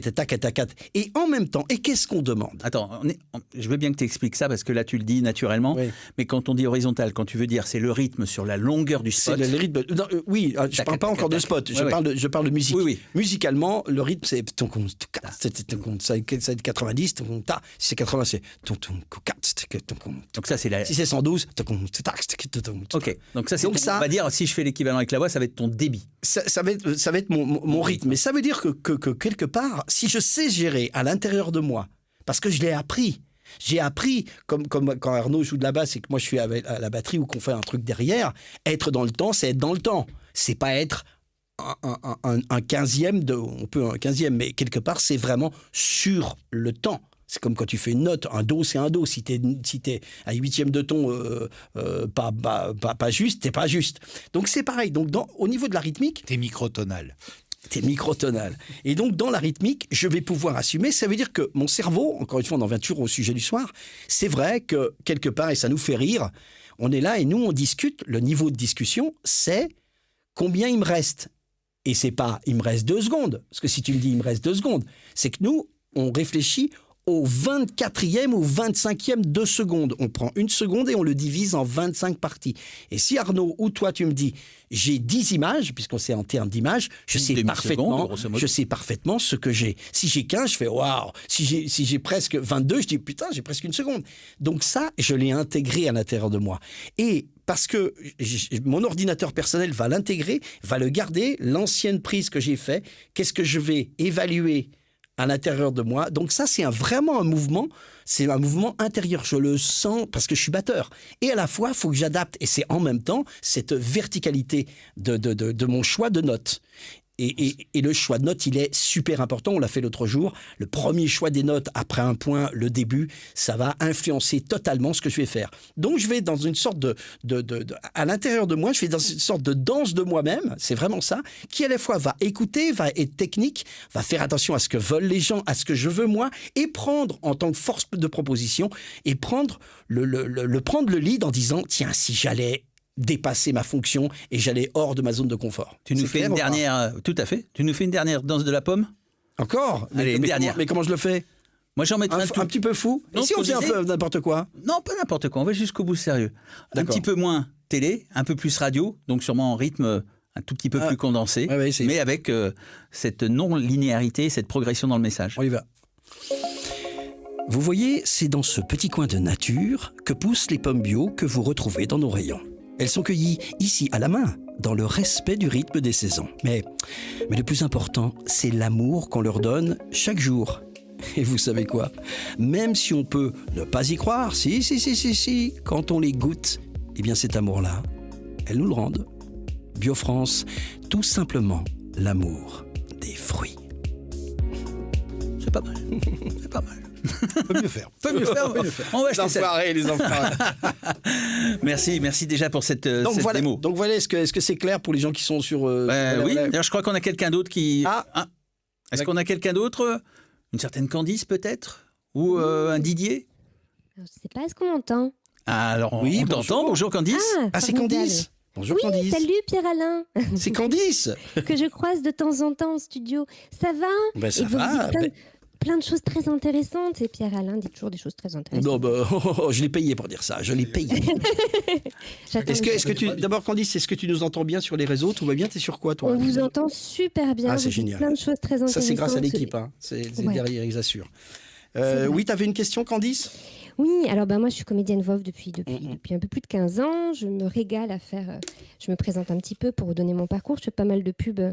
Candice, comment dit ton nom de famille quand même? Candice Sansano. J'ai une voix plutôt jeune et je suis amenée à faire des personnages dans le jeu vidéo et des personnages un petit peu plus jeunes que l'âge que j'ai réellement, que je ne donnerai pas.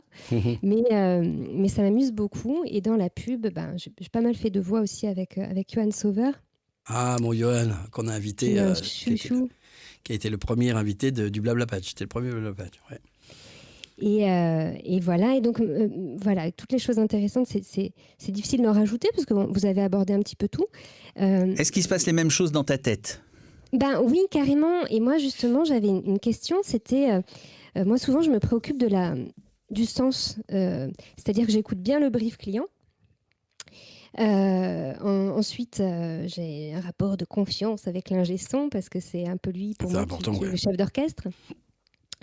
Et je fais une proposition en fonction de ça. Mais des fois, j'ose à la fin dire est-ce que je peux Et je propose justement cette fantaisie que vous entendez un petit peu dans ma voix. C'est-à-dire que souvent, on me demande de la douceur. Mais j'ose un peu aussi la fantaisie et j'ose le demander. Et puis ça marche ou ça marche pas. Des fois ça marche, mais ça correspond pas à ce qui est vraiment attendu avec le client. La question que j'avais, c'est est-ce que je vois que tu parlais de plusieurs cerveaux, Pierre-Alain. Et moi je m'attache beaucoup au sens du texte, c'est-à-dire que j'essaye de repérer les mots-clés. Et je voulais savoir si toi aussi, c'est-à-dire que là, par exemple, on parle de pommes, on parle de bio, on parle de nature. Donc, moi, je vois, par exemple, du soin. Donc, je vais essayer d'interpréter chaque mot avec une certaine résonance. De dire que, par exemple, dans l'amour, je vais vraiment y mettre une amplitude, beaucoup plus de douceur, un peu de souffle, etc. C'est pas technique, c'est aussi de l'interprétation. Mais voilà, je m'accorde un petit peu... une petite minute où je lis le texte un peu en diagonale et je souligne un peu les mots-clés. Je voulais savoir si certaines personnes font ça pour pouvoir les mettre un peu en exergue ou en tout cas les travailler davantage. Écoute, c'est une excellente question. Après, moi, la réponse à ça, et je pense qu'Arnaud en a une et toi aussi, Dom, c'est que, comment expliquer ça? C'est que chacun, dans son background personnel, dans sa culture personnelle, dans sa nature personnelle, a une façon de travailler. C'est comme ce que tu es en train de me dire, et rien n'est mieux que l'un que l'autre. C'est comme ce qu'on appelait dans le cinéma l'école Alain Delon et l'école Belmondo. C'est-à-dire qu'à un moment donné, Alain Delon, tu leur donnais un texte et il se mettait 3 heures pour se mettre dans l'ambiance. Et l'école Belmondo, c'est du style, dès que le clap, il fait le con juste avant, et dès que le clap est là, il est dedans. Donc il y en a un qui intègre l'intention qu'il a et l'autre qui joue l'intention directement. Alors, je ne sais pas si tu vois un peu la différence, mais moi, personnellement, non, je ne fais pas ça parce que si je commence à faire ça, moi, j'aime le côté d'improvisation ou de sentir. En fait, c'est un instinct. En fait, vraiment, je fais un instinct. Après, je préfère que ne pas. Je préfère, encore une fois, ce cerveau dont je parlais, qui est spectateur. Je vais regarder, mais je vais pas me dire je vais le sentir directement. C'est là-dessus que je vais insister. Mais je vais essayer de me faire plaisir à moi-même. Comment je voudrais écouter le le spot, mais et c'est après Arnaud ou le client ou Dom qui vont me dire ok, ça, mais j'ai pas assez entendu. Et là, c'est à ce moment-là que je vais intégrer le truc. Mais avant, non, je vais pas le faire parce que quelque part, si je puis me permettre, pour moi en tout cas, hein, c'est peut-être pas pour tout le monde, mais pour moi, ça c'est un processus mental et c'est pas un processus totalement instinctif, émotionnel. Je sais pas si ça répond à ta question, mais ça peut être très très très utile. Je vais pas, par exemple, dans ce texte-là, faire attention à mettre, mais chacun son truc. Encore une fois, c'est ce petit coin de nature. Je vais pas le faire. C'est instinctivement que je vais le faire. Et Arnaud, tu voulais dire quoi ? En fait, Candice. Donc bonsoir Candice. Déjà, bonsoir. C'est un peu courtois quand même des fois. Moi, je vais parler pour mon cas perso, dans mon expérience. L'interprétation que va livrer le comédien, je veux qu'elle soit éminemment soumise à ce que moi je vais lui avoir demandé.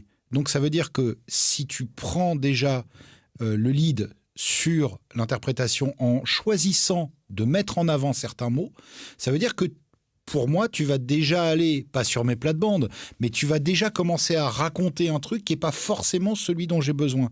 Donc moi, je vais avoir plutôt tendance à demander à mes comédiens, mes comédiennes, quand il y a des mots à mettre en avant, de les mettre en avant.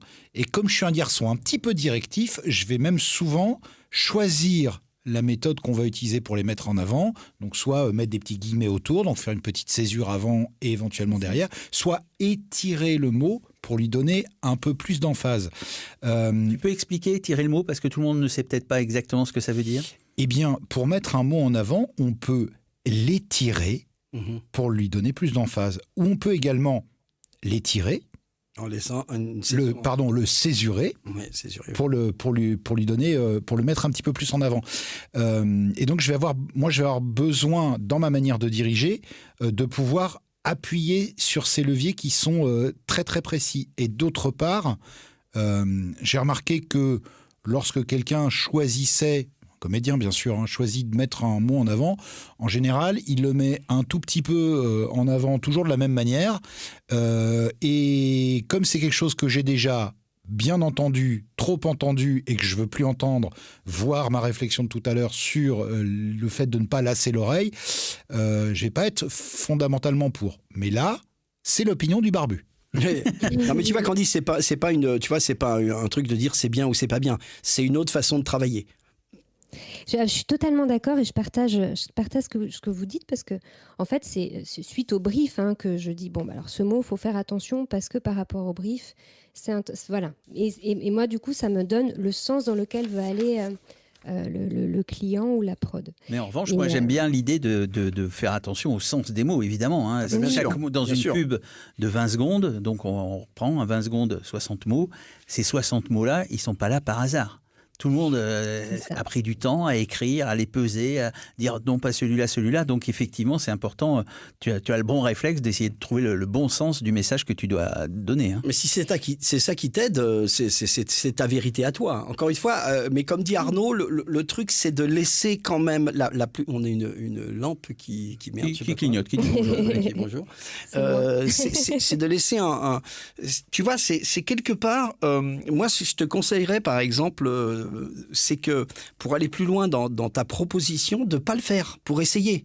C'est-à-dire, tu vas dépasser ta zone de confort. Parce que ça, c'est tu te mets des... Tu vois, il y a beaucoup de gens... On pourrait considérer que c'est un genre de béquille. Oui, tout à fait, mais c'est vachement bien. Mais c'est vrai que moi, personnellement, j'aime prendre des risques. C'est vraiment prendre un risque de ne pas... tu vois, le fait d'avoir le texte 1 minute avant ou même pas, des fois, je ne l'ai jamais lu. D'ailleurs, dans les documentaires, on va le faire tout à l'heure, je ne lis jamais. Je préfère me tromper, je ne veux pas lire. Parce que, obligatoirement, même avec la vitesse que j'ai de l'œil, quelque part, mon intention, je vais dire « Ah ouais, c'est ça que je suis en train de raconter ». Donc, je vais mettre un surplus d'âme, quelque part. Où tu vas presque t'écouter. Mais je m'écoute tout à fait. Mais je ne vais pas... Dans les 74 cerveaux de Pierre-Alain, il y en a un qui écoute. Merci en tout cas, Candice. Merci beaucoup. Merci. Merci d'être passé à l'antenne. Je partage vraiment L'intuition en tout cas, qu'il faut vraiment laisser parler son intuition et oser faire ses propositions exactement, aussi. Exactement, et surtout comme on le sent. Et dépasser sa zone de confort en disant attends, et là même tout au début, tu peux te permettre. Il faut trouver le moment pour faire la proposition, c'est tout. Quand c'est le moment, on le sent. On a parlé tout à l'heure justement de l'ambiance, de la pièce de théâtre, de tout ça. Faut trouver le moment pour faire la proposition. On lâche les pommes. Salut Candice. Salut Candice, merci. Au revoir. On lâche les pommes et on va sur un autre exercice. Allez.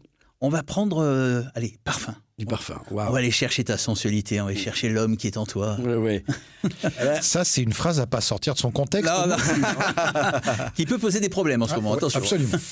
Oui, on a repris un texte pour Hermès. Là, le parfum, en fait, ça va être court et justement,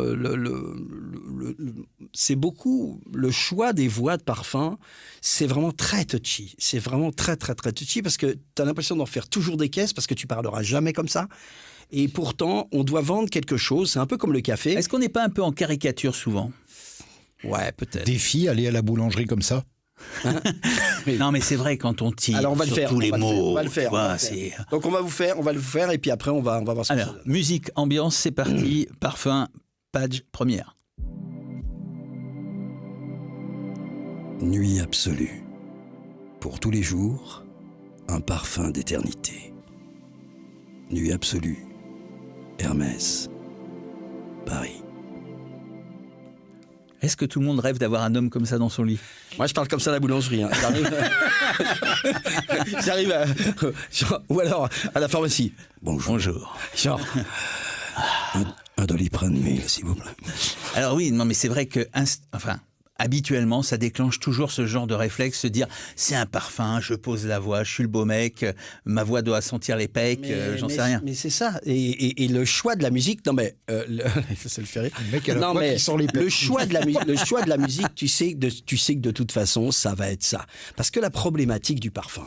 Comment vendre un parfum ? C'est du luxe déjà, c'est une essence rare. Comment tu vends un parfum ? Quand on voit les images, les films où tous les plus grands réalisateurs s'y sont collés, Ridley Scott, Jean-Jacques Hano, ils sont tous collés. Mais à un moment donné, comment tu vends un parfum ? Qu'est-ce que tu exprimes ? C'est un truc qui est complètement, je dirais, pour le coup, volatile. Tu peux pas. Donc, le seul moyen, c'est de se raccrocher. Là, c'est un truc d'homme. Mais évidemment, chez les femmes, c'est pareil. Ça va être, qu'est-ce qu'on veut avec le parfum ? Le parfum, c'est de la sérénité, c'est de la coulerie, c'est de la caresse. Et là, il faut que tu caresses avec ta voix. C'est obligatoire. Mais est-ce qu'on n'a pas tendance justement à en faire un peu too much ? Est-ce que c'était too much ? Je trouve pas que c'était pas too much. C'était dans l'exercice. Non, mais dans l'exercice. Tu vas voir, on va essayer d'en faire un peu moins. Mais tu vas voir que ça va pas forcément marcher. Vas-y. Nuit absolue. Pour tous les jours, un parfum d'éternité. Nuit absolue. Hermès. Paris. Ça fonctionne. Mais ça fonctionne. Mais c'est pas une pub de parfum. C'est pas une pub. Non, mais c'est bien. C'est joli. Mais quelque part. Ça reste élégant. Oui, ça reste élégant. Sauf que là, c'est comme si je disais, OK, t'as 17 ans, 18 ans, t'as 22 ans, ça marche. Mais tu vois. En fait, c'est pas la voix qui correspond à la marque. Ouais. Mais pour un parfum qui serait pas un parfum Hermès, moi, je serais pas contre. Oui, non, mais ça marche. Alors là, ce qui est intéressant, c'est là, qu'est-ce que disent les clients ?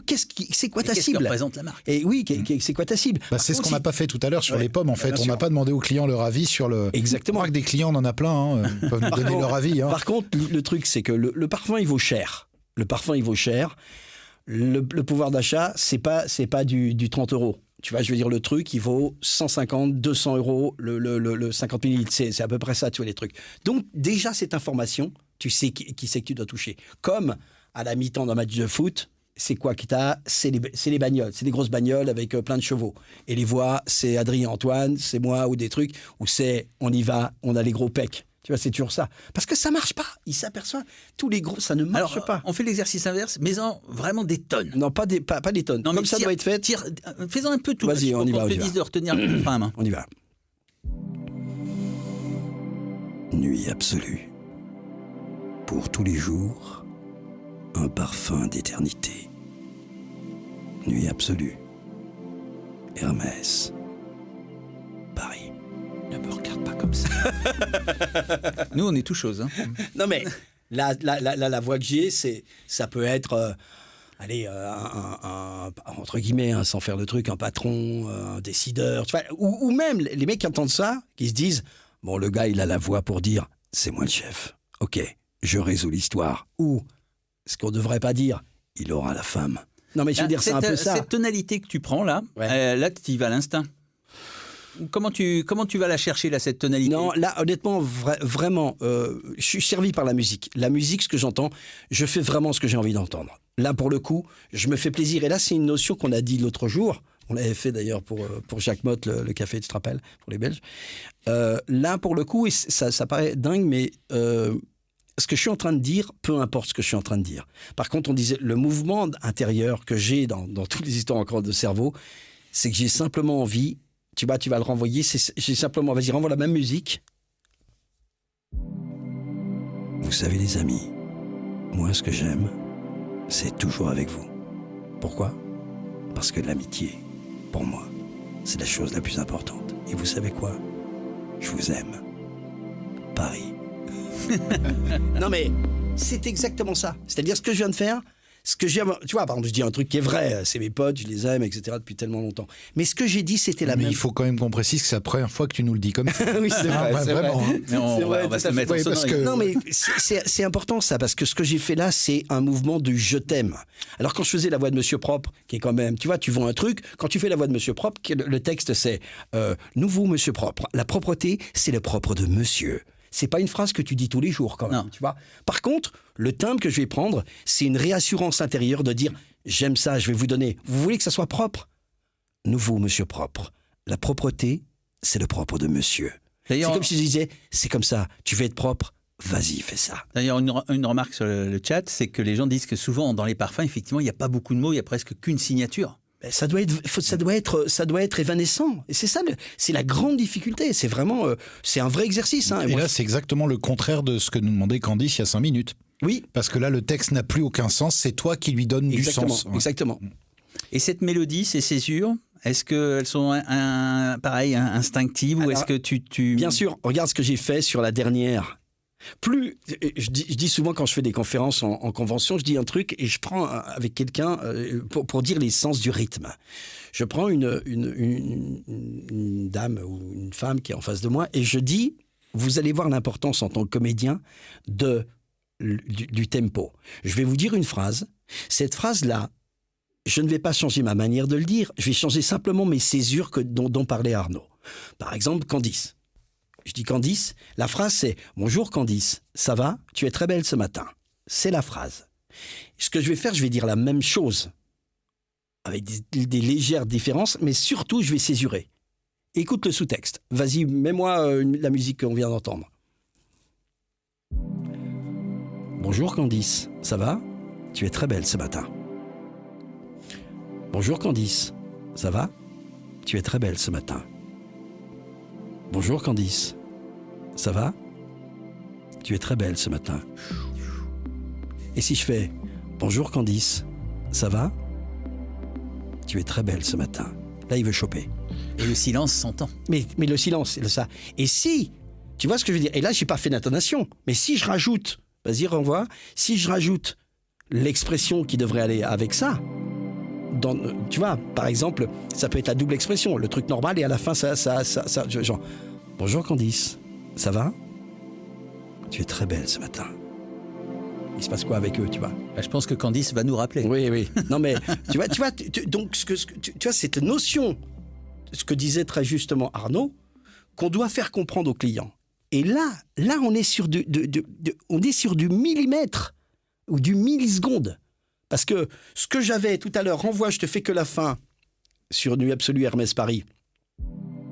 Tu peux faire Nuit Absolue Hermès Paris. Nuit Absolue Hermès Paris. Et tu peux faire Nuit Absolue Hermès Paris. Tu racontes pas la même histoire. Non. Et cette histoire, c'est vraiment... Et c'est ce qu'on dit des comédiens. Quand on pense à Dieu, qui est Dieu ? Je te disais l'autre jour, c'est qui Dieu ? Non, à part toi et à part Arnaud. Dieu, il n'y en a qu'un. C'est Louis de Funès. Quand on voit ce que Louis faisait... C'est du jazz. C'est C'est Louis de Benoît, moi, Dieu, mais bon. Oui. Non, mais ce que je fais, Louis de Funès, qu'est-ce qu'il fait? Je racontais ça l'autre jour, est un grand musicien. Ce qu'il fait, c'est du free jazz. Il fait ce que fait Ibrahim Malouf ou Miles Davis. Il fait que ça, il fait des ruptures. Le mec, on sait que c'est un génie absolu. Mais ce qu'il nous donne, c'est de la rupture. Les très, très, très forts, c'est la vraie rupture. Un mec comme Marlon Brando, par exemple, je vous donne un exemple, quand il fait Le Parrain, et que Coppola lui dit, dans la première scène du Parrain, où il accueille quelqu'un, vous vous rappelez un petit peu, et que la caméra tourne autour de lui, et Coppola lui dit, tu vas accélérer ton texte, et il s'engueule avec lui. Et il dit non. Et il allait de plus en plus longtemps, c'est ce qu'ils ont gardé. Le mec qui lui parle, et il fait... Il aurait dû parler. Et il met une plombe à dire, pourquoi vous n'êtes pas venu me voir? Et c'est ce temps qui était dangereux. Et là, c'est un temps dangereux, mais là, c'est un temps sensuel. Tout à fait. Voilà. Allez, on change complètement d'exercice. On va passer un petit peu. Il faut qu'on accélère. On va passer Ça va, il est 20h24. On va aller jusqu'à moins le quart. Allez, jusqu'à moins le quart. On essaye le docu. Alors là, il y a moins ce travail de césure. Ouais. Ou en tout cas de grandes césures, parce qu'il y a plein de micro-césures. Et donc là, est-ce que tu l'abordes de la même façon, un docu? Tu disais tout à l'heure, je ne le lis pas non plus. Là, je ne le lis pas. C'est un... Donc il faut être bon lecteur, là. Hein. Ah là, il faut... Voilà. Pour être comédien, il faut savoir lire. C'est le truc dont on se rend compte le plus. Ouais. Et on va raconter une histoire. Là, encore une fois, pour reparler de cerveau, je veux quelqu'un qui raconte une histoire. Je veux qu'on me raconte une histoire. Là, ça va beaucoup dépendre aussi, évidemment, de la musique qu'il y a derrière. C'est toujours pareil, cette musique va déterminer ma mélodie interne. Donc on y va, c'est... je reviens sur les cerveaux, hein, t'enclenches les mêmes cerveaux en fait. T'es au même service, est-ce que c'est la même chose ou est-ce que tu te mets dans un docu, tu te mets dans une émotion un peu différente? Alors après, le sujet est important. Non mais ce qui est intéressant, c'est de parler de la culture et de la nature. Mais de la culture, qu'est-ce que ça veut dire? Ça veut dire que tu dois quand même avoir des référents et des références internes qui te disent où c'est que tu vas. Là, je vais parler de la Troisième Guerre mondiale. Il faut quelque part que je comprenne un peu ce qu'il y a eu et que Troisième guerre, j'ai dit? Oh putain. Ouais. Oh, c'est bon. Bêtisier. Et non, ça parle pendant la Deuxième Guerre mondiale, donc quelque part, je dois avoir des référents. Mais c'est pareil, dans le bio, je dois avoir des références. Je dois avoir une culture. Quand je faisais Super U avec Prévost, vous savez que le casting, c'est pas prétentieux ce que je veux dire, mais c'est vraiment comme ça s'est passé. Je sais que le casting, quand ils l'ont fait, on était plusieurs. Mais à un moment donné, ils ont dit, il faut que le gars ait de la culture pour pouvoir être au niveau de Daniel, qui lui va te faire des références perpétuellement. Même quand on jouait la comédie, tu vois. Mais nous, quand on fait, par exemple, nos émissions, et ce qui dit tout le temps, il faut que tu aies la référence. Quand tu veux faire la voix des années 40, c'est pas la voix des années 50, c'est pas la voix des années 60. 1920, je connais tout à fait Dominique Perrin et Arnaud Clerc. 1930, nous sommes pratiquement au moment où la Tour Eiffel déjà. 1940, donc il faut le savoir, ça. Il faut savoir qu'est-ce qui est... Il faut avoir des références. Il faut avoir des références. Donc ça, c'est super important. Donc là, j'ai pas spécialement de références, mais par contre, je vais vraiment m'appuyer sur comment, encore une fois, le cerveau qui veut écouter, la technique évidemment qui va découvrir, et puis surtout faire très attention parce que c'est souvent dans le documentaire, on n'est plus dans l'instantanéité de la sensation, on est sur du factuel. Donc il va falloir que je te donne du factuel et puis en même temps donner factuel avec le style qui dira je te raconte quelque chose. Oui, parce que ça dure quelques minutes, voire quelques dizaines de minutes, voire quelques heures, et il ne faut pas lasser les gens. Ah mais il ne faut pas lasser.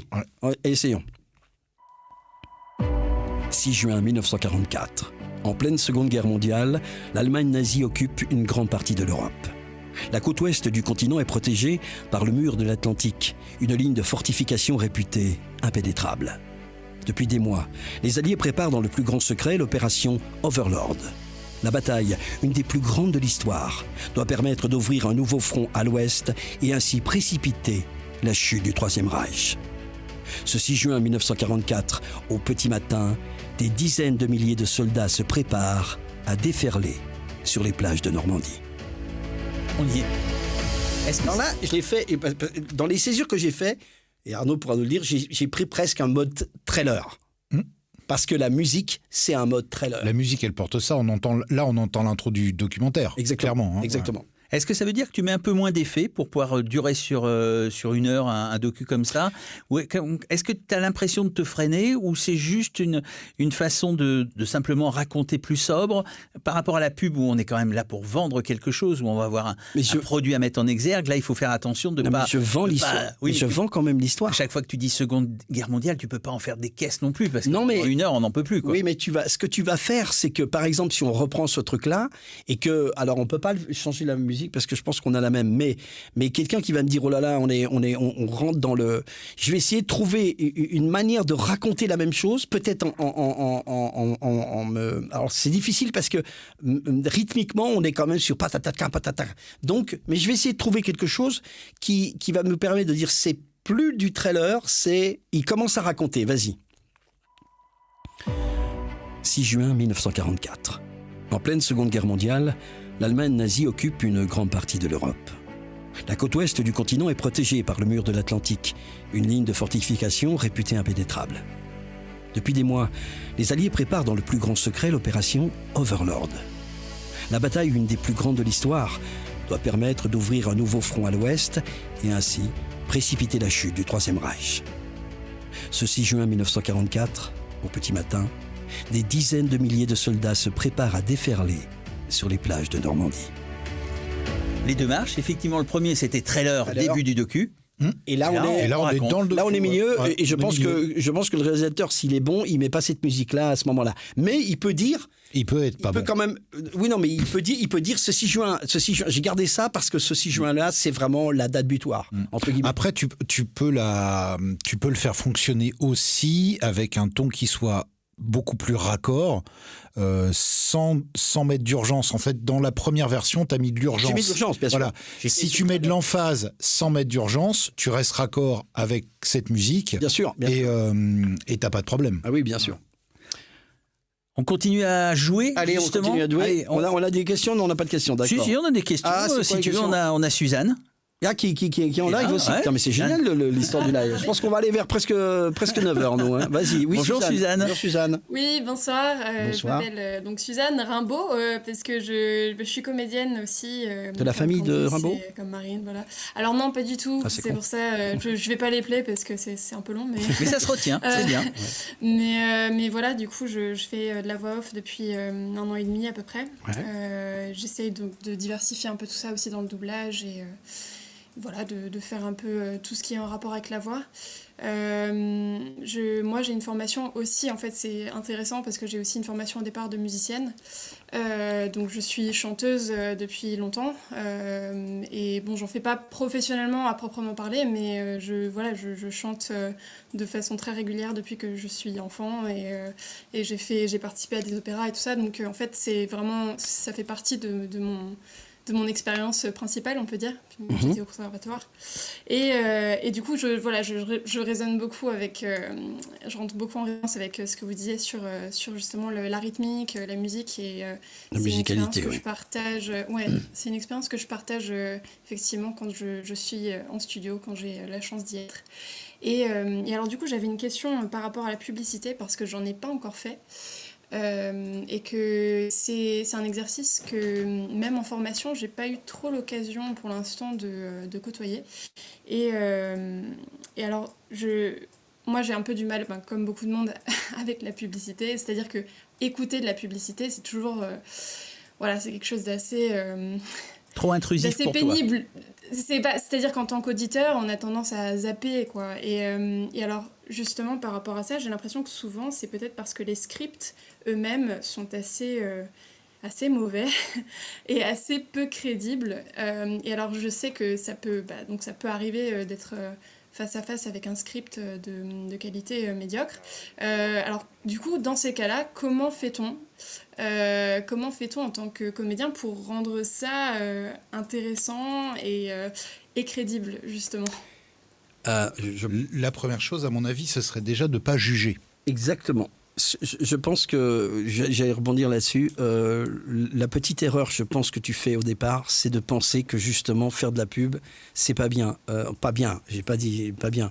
C'est-à-dire que, en fait, c'est un exercice qui appelle le fait que tu parles très. C'est un exercice qui n'existe pas dans la réalité. Tu parles pas à cette vitesse-là, tu ne réponds pas aux gens à cette vitesse-là, et surtout tu n'utilises pas des mots à cette vitesse-là. Mais si tu commences à te dire, et là j'insiste, si tu commences à te dire aïe aïe aïe, je suis en train de faire de la publicité et je ne vais pouvoir faire de la publicité que si les scripts correspondent à quelque chose qui me paraît normal, tu vas pas travailler du tout. Ça n'existe pas. Oui, il faut revoir ton échelle de valeur en fait sur la pub, parce qu'en fait, t'es comédienne, on joue pas de la pub comme on joue sur un plateau de théâtre. Mais d'ailleurs, on joue pas au théâtre comme on joue au cinéma. Et on ne joue pas au théâtre comme dans la vie. Voilà, et si tu joues au théâtre comme tu joues au cinéma, tu vas prendre des tomates. Et si tu joues au cinéma comme tu joues au théâtre, tu vas avoir un problème. Donc en fait, c'est juste une question de savoir. Tout à l'heure, c'est Pierre-Alain, je crois, qui a parlé de références. Ou c'est toi, Dom ? C'est important d'avoir des références, de savoir comment c'est fait, comment ça fonctionne. Mais ce que veut peut-être dire Suzanne, c'est qu'avant on faisait de la réclame, maintenant on appelle ça de la publicité, mais qu'on peut peut-être essayer de casser quelques codes. C'est peut-être ça que tu veux dire, non ? C'est-à-dire que tu as peut-être l'impression qu'on est dans un exercice qui est peut-être toujours un petit peu trop promotionnel ? En fait, vous parliez tout à l'heure de codifier la pub. Effectivement, c'est très codifié. Et j'ai l'impression que c'est toujours la même musique qui est attendue. Alors, et voilà, comment un peu construire ça, ou en tout cas rendre ça intéressant. Tu as raison, mais ce qu'il faut voir, c'est qu'il y a ce qu'on appelle un ROI, un retour sur investissement de la part des annonceurs, et que si on fait cet exercice-là sous cette forme, c'est aussi parce que c'est cette forme-là qui impacte le plus. Si on trouvait un moyen d'impacter plus, on le ferait, c'est-à-dire qu'à un moment donné... C'est-à-dire qu'on paierait beaucoup plus cher.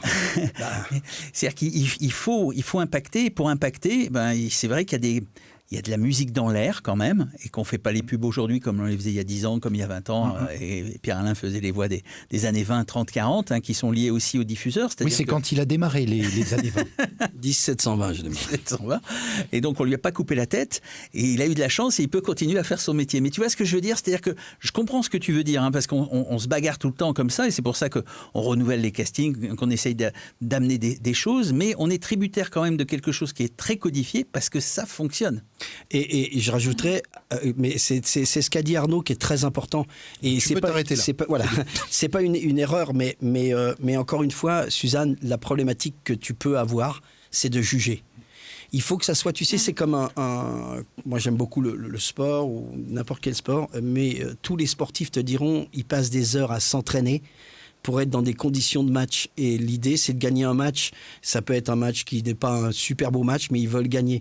Et dans le sens où ça veut dire que tu dois t'entraîner à ne pas avoir ce jugement-là. Parce qu'autrement, mais c'est important parce que ce que tu es en train de dire, c'est assez marrant parce qu'il y a beaucoup de comédiens qu'on connaît qui ne travaillent plus. Tu sais pourquoi ? Parce qu'ils se sont permis, et c'est pas une attaque, ce que je dis, ils se sont permis de juger ce qu'ils étaient en train de faire. Ils ne le considéraient pas comme un truc difficile à faire et juste impossible, parce que comme je l'ai dit pour Monsieur Propre, tu dis des phrases, des fois tu dis des trucs, c'est juste pas possible. Ça veut juste rien dire. Mais quelque part, l'exercice, si tu mets pas un peu d'humour, si tu mets pas un peu, c'est pas la peine de le faire. Parce qu'en fait, voilà, c'est l'exercice, il est là. Tu peux pas attendre quelque part d'une chose qu'elle soit parfaitement appliquer à ton envie ou tes désirs à toi ou ce que tu aimes toi. C'est ça, c'est le truc. N'oublions pas que dans la voix off, le comédien, en vrai, je vais être un peu violent, mais on lui demande pas son avis. On lui demande d'être... pour moi, quand je réfléchis vraiment à fond, un comédien voix off, c'est comme un marteau, c'est un outil. Mon marteau, je lui demande pas son avis quand je vais enfoncer un clou. Et le comédien, j'attends juste qu'il fasse d'abord ce que je lui ai demandé. Après, si effectivement on peut amener quelque chose d'artistique, on parlait tout à l'heure du bon moment pour faire une proposition, ok, super, mais je vais pas demander son avis au comédien, je vais pas lui demander s'il est à l'aise avec ce qu'on fait ou si c'est bien, etc. Et après, l'autre question par rapport à la répétition de l'exercice, Dominique, est-ce que c'est à nous de faire changer les choses ? Non. Là, c'est pour ça envoie numéro 4. Mais tu comprends, est-ce que Suzanne, c'est clair ce qu'on te dit ? Oui, bien sûr. En fait, moi, c'était plus... En fait, je comprends très bien que le comédien, voilà, c'est effectivement un outil, et quelque part, c'est un passeur, quoi. Mais comment, du coup, effectivement, c'est quoi l'approche à avoir Donc, j'ai effectivement sans jugement du coup, mais juste quelle est l'approche à avoir pour rendre ça intéressant ? Demande-toi si ça répond à l'exercice. C'est parce que, en fait, quand tu trouves ça pas bien, c'est juste parce que l'échelle du bien et du pas bien, elle n'est pas placée au bon endroit. Donc, ce qui est important, c'est de se demander, est-ce que ce que je viens de faire, dans le cadre d'une pub, ressemble à une pub ? Est-ce que ce que je viens de faire ressemble à un documentaire ? Est-ce que ça ressemble, on va faire tout à l'heure un film corporate, je crois ? Non, on n'a pas le temps. Non, on le fera pas. Bah voilà. Et est-ce que ça ressemble pas à un film corporate ? L'idée, donc, c'est d'avoir des références, encore une fois, d'en avoir écouté beaucoup, pour savoir où tout le monde se situe et de se demander si ce que tu viens de donner ressemble à l'exercice. Est-ce que ça correspond aux critères qu'on attend, tout simplement ? Et il faut que tu prennes du plaisir à le faire. C'est-à-dire que le plaisir, il est dans cette difficulté-là pour toi. Ouais, dans cette difficulté. Et c'est là où tu vas prendre du plaisir, te dire, ça peut être le plaisir dans le rentrer dans le timing, le plaisir d'avoir le retour des clients, d'avoir le retour du mec ou de la personne qui te dirige, etc. Il faut que tu prennes ce plaisir-là comme ça, et non pas en te disant... Voilà, je vends des tomates, c'est un peu too much, quoi. Ouais, et je dirais, c'est comme si tu avais une boulangerie et quelque part, à un moment donné, tu dis, bah moi, ce que j'aime, c'est le Paris-Brest et les éclairs au chocolat, je fais que ça. Et c'est-à-dire qu'en fait, bah, tu dois répondre parce que ton truc, c'est d'être donc comédienne, mais donc d'être de pâtissière et de faire tous les gâteaux pour tous ceux qui aiment. Et si t'aimes pas que c'est trop sucré de la crème, c'est ton style, tu fais avec ton style, mais tu proposes, quoi, et les autres disposent, quoi. C'est un peu. D'accord, ok. Voilà, ça t'est clair ? Ouais, super, merci beaucoup. Bon, merci de nous écouter. T'étais sur quel réseau, Suzanne ? T'étais sur quel réseau ? Sur quel réseau ? En fait, moi, je suis sur le lien qu'on m'a envoyé, donc je n'étais pas directement sur c'est les réseaux. YouTube alors ? J'ai YouTube, oui, mais pour parler, en tout cas, c'est... D'accord, ah oui, quand t'as envoyé, d'accord. Non, mais tu regardais sur... Je voulais savoir... Mais effectivement, sur YouTube, effectivement. Oui. Ok, super. Bah, merci en tout cas. Merci. On fait un dernier exercice, Pat ? Allez, un dernier exercice, mais non, on s'amuse alors. On s'amuse un petit peu. Voilà, parce que... Non, parce que dans l'idée de faire voir, vous voyez bien que pour ceux qui découvrent, le panel, il est très large. Là, on vient parler beaucoup de publicité ce soir, on a parlé un petit peu des docus, on a mis complètement de côté aujourd'hui le doublage, et il y a encore 1000 exercices. Hein. Là, on est très focus sur les problématiques de pub. Et puis là, on est parti sur autre chose, histoire toujours d'utiliser notre comédien, qui est notre marteau du soir. Oui, et en fait, on est parti sur quoi ? C'est-à-dire que tout à l'heure, quand on a cherché des musiques, Dom écoute... avec Stéphane et avec toute l'équipe, une musique un peu genre hôtel. Et c'est lui qui a fait ce petit texte. Parce qu'en fait, c'est vrai qu'à partir de la musique, il invente comme un rédacteur en disant « Tiens, j'imagine ça. » Et moi, je vais incarner je ne sais pas quoi. Mais on va peut-être y aller voir... Crescendo ? Je sais pas, Allez, on y va. Allez, on y va. J'avançais lentement dans les salons feutrés de ce vieil hôtel. Le cuir tanné de ce fauteuil club n'attendait que moi. J'avais tout de suite compris que la soirée allait être longue et que Ricky ne viendrait pas pour parler tricot. Tu as vachement bien écrit, allez. J'arrivais pas à tout voir ton allez. Donc on a tout fait ce qu'il faut pas faire. On n'a pas bien écrit le texte, on l'a pas bien ponctué. Donc là, l'idée, c'est évidemment, je me suis calé sur le côté piano-bar. On prend du temps, c'est whisky. Moi, je fume pas, mais ça. On a des images. On a des images là-dessus. Oui, on peut avoir des images. Là, oui. Mais là, contrairement à la pub, où pas toujours d'images. Là, il y a des images. Là, il y a des images. Hein. Par exemple, est-ce qu'on le rendrait plus par exemple, dangereux ? Pour voir. Vas-y. C'est-à-dire qu'il y a de la tension dans cette hôtel. Dangereux, c'est-à-dire voir si on va dans le jeu. Vas-y. J'avançais lentement dans les salons feutrés de ce vieil hôtel. Le cuir tanné de ce fauteuil club n'attendait que moi. J'avais tout de suite compris que la soirée allait être longue et que Ricky ne viendrait pas pour parler tricot. On a envie que ça continue. Hein.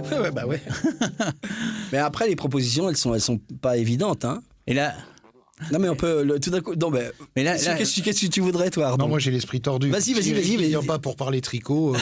Ah oui. On pourrait aller beaucoup plus dans la séduction. Ah oui, d'accord. Essayons. Oui. Ouais, ok, essayons. Vas-y.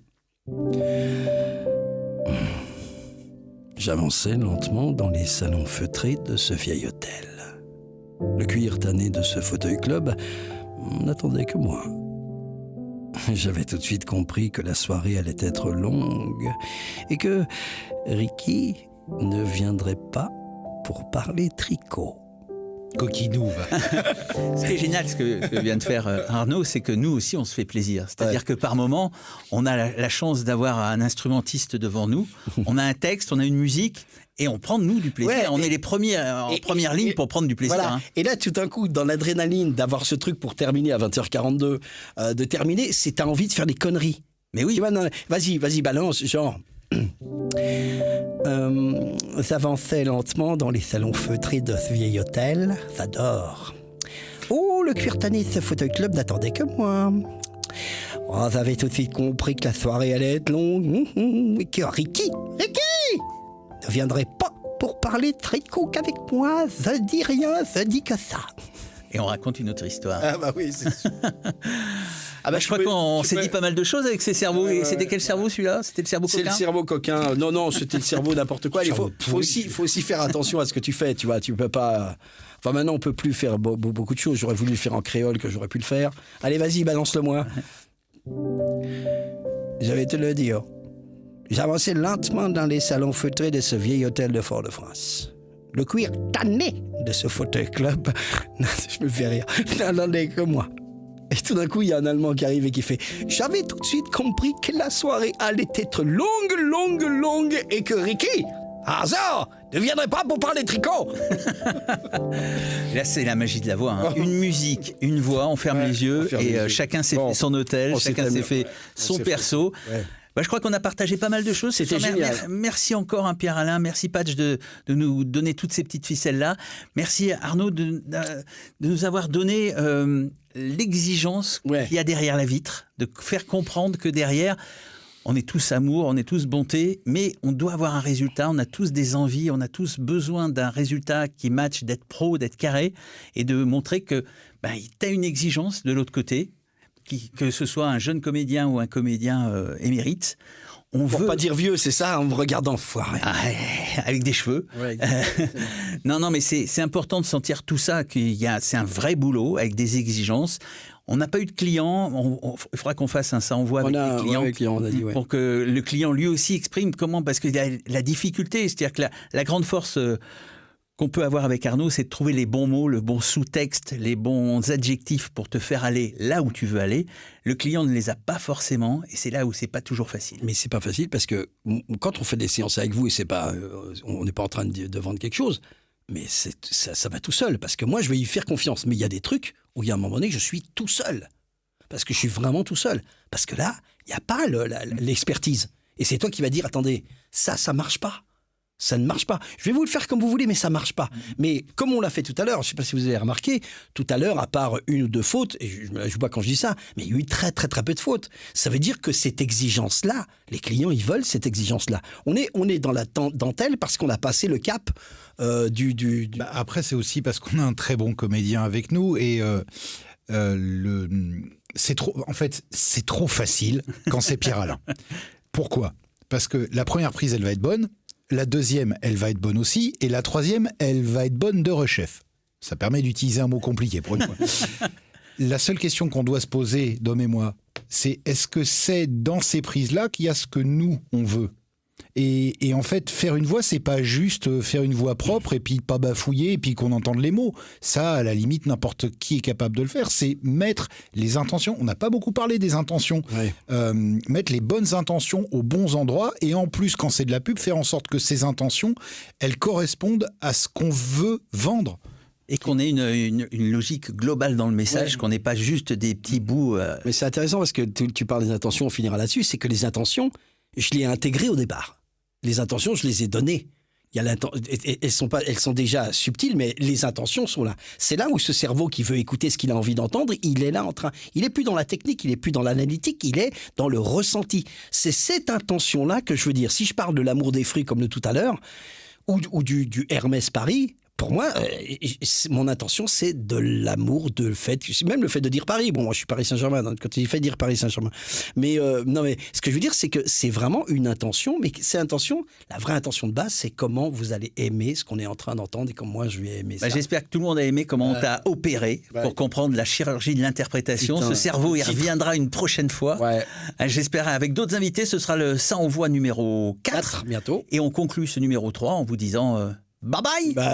Merci moi Arnaud quand même. C'était un plaisir. Franchement, merci. On était un peu en famille, les enfants. Ouais. On était un peu en fait. On va quand même remercier avant de partir toute l'équipe qui est de l'autre côté. Ouais, donc ici, à la Sonacom, au studio podcast, ils étaient tous là parce que ça réalise, ça mixe. Il y avait Pierrot. Il y avait Juju, il y avait. N'oublie pas, ouais. Oui, il était là. Mais oui. Non, c'est la patronne. C'est la patronne. C'est pour ça qu'il. Ah oui, on vous dit chaque fois qu'on a fait ouais. Et merci Julien, tu peux envoyer les. Et je fais tout ça. Enfin, merci Stéphane, merci tout le monde. Love. Et puis à la prochaine et partagez. Et je dirais pas mettre la cloche, mais mettez la cloche quand même. Allez voir les Blabla Patch pour ceux qui connaissent sur la chaîne de YouTube Patch. Et surtout, on reparle. Ce sont 2 studios merveilleux. On a un plaisir de travailler. C'est donc la Sonacom et c'est Bellagio Studio. Ils sont pas loin de l'un de l'autre, l'un à Neuilly, l'un à Boulogne. Donc s'il y a des clients qui nous écoutent, vous venez de ma part. Bye bye.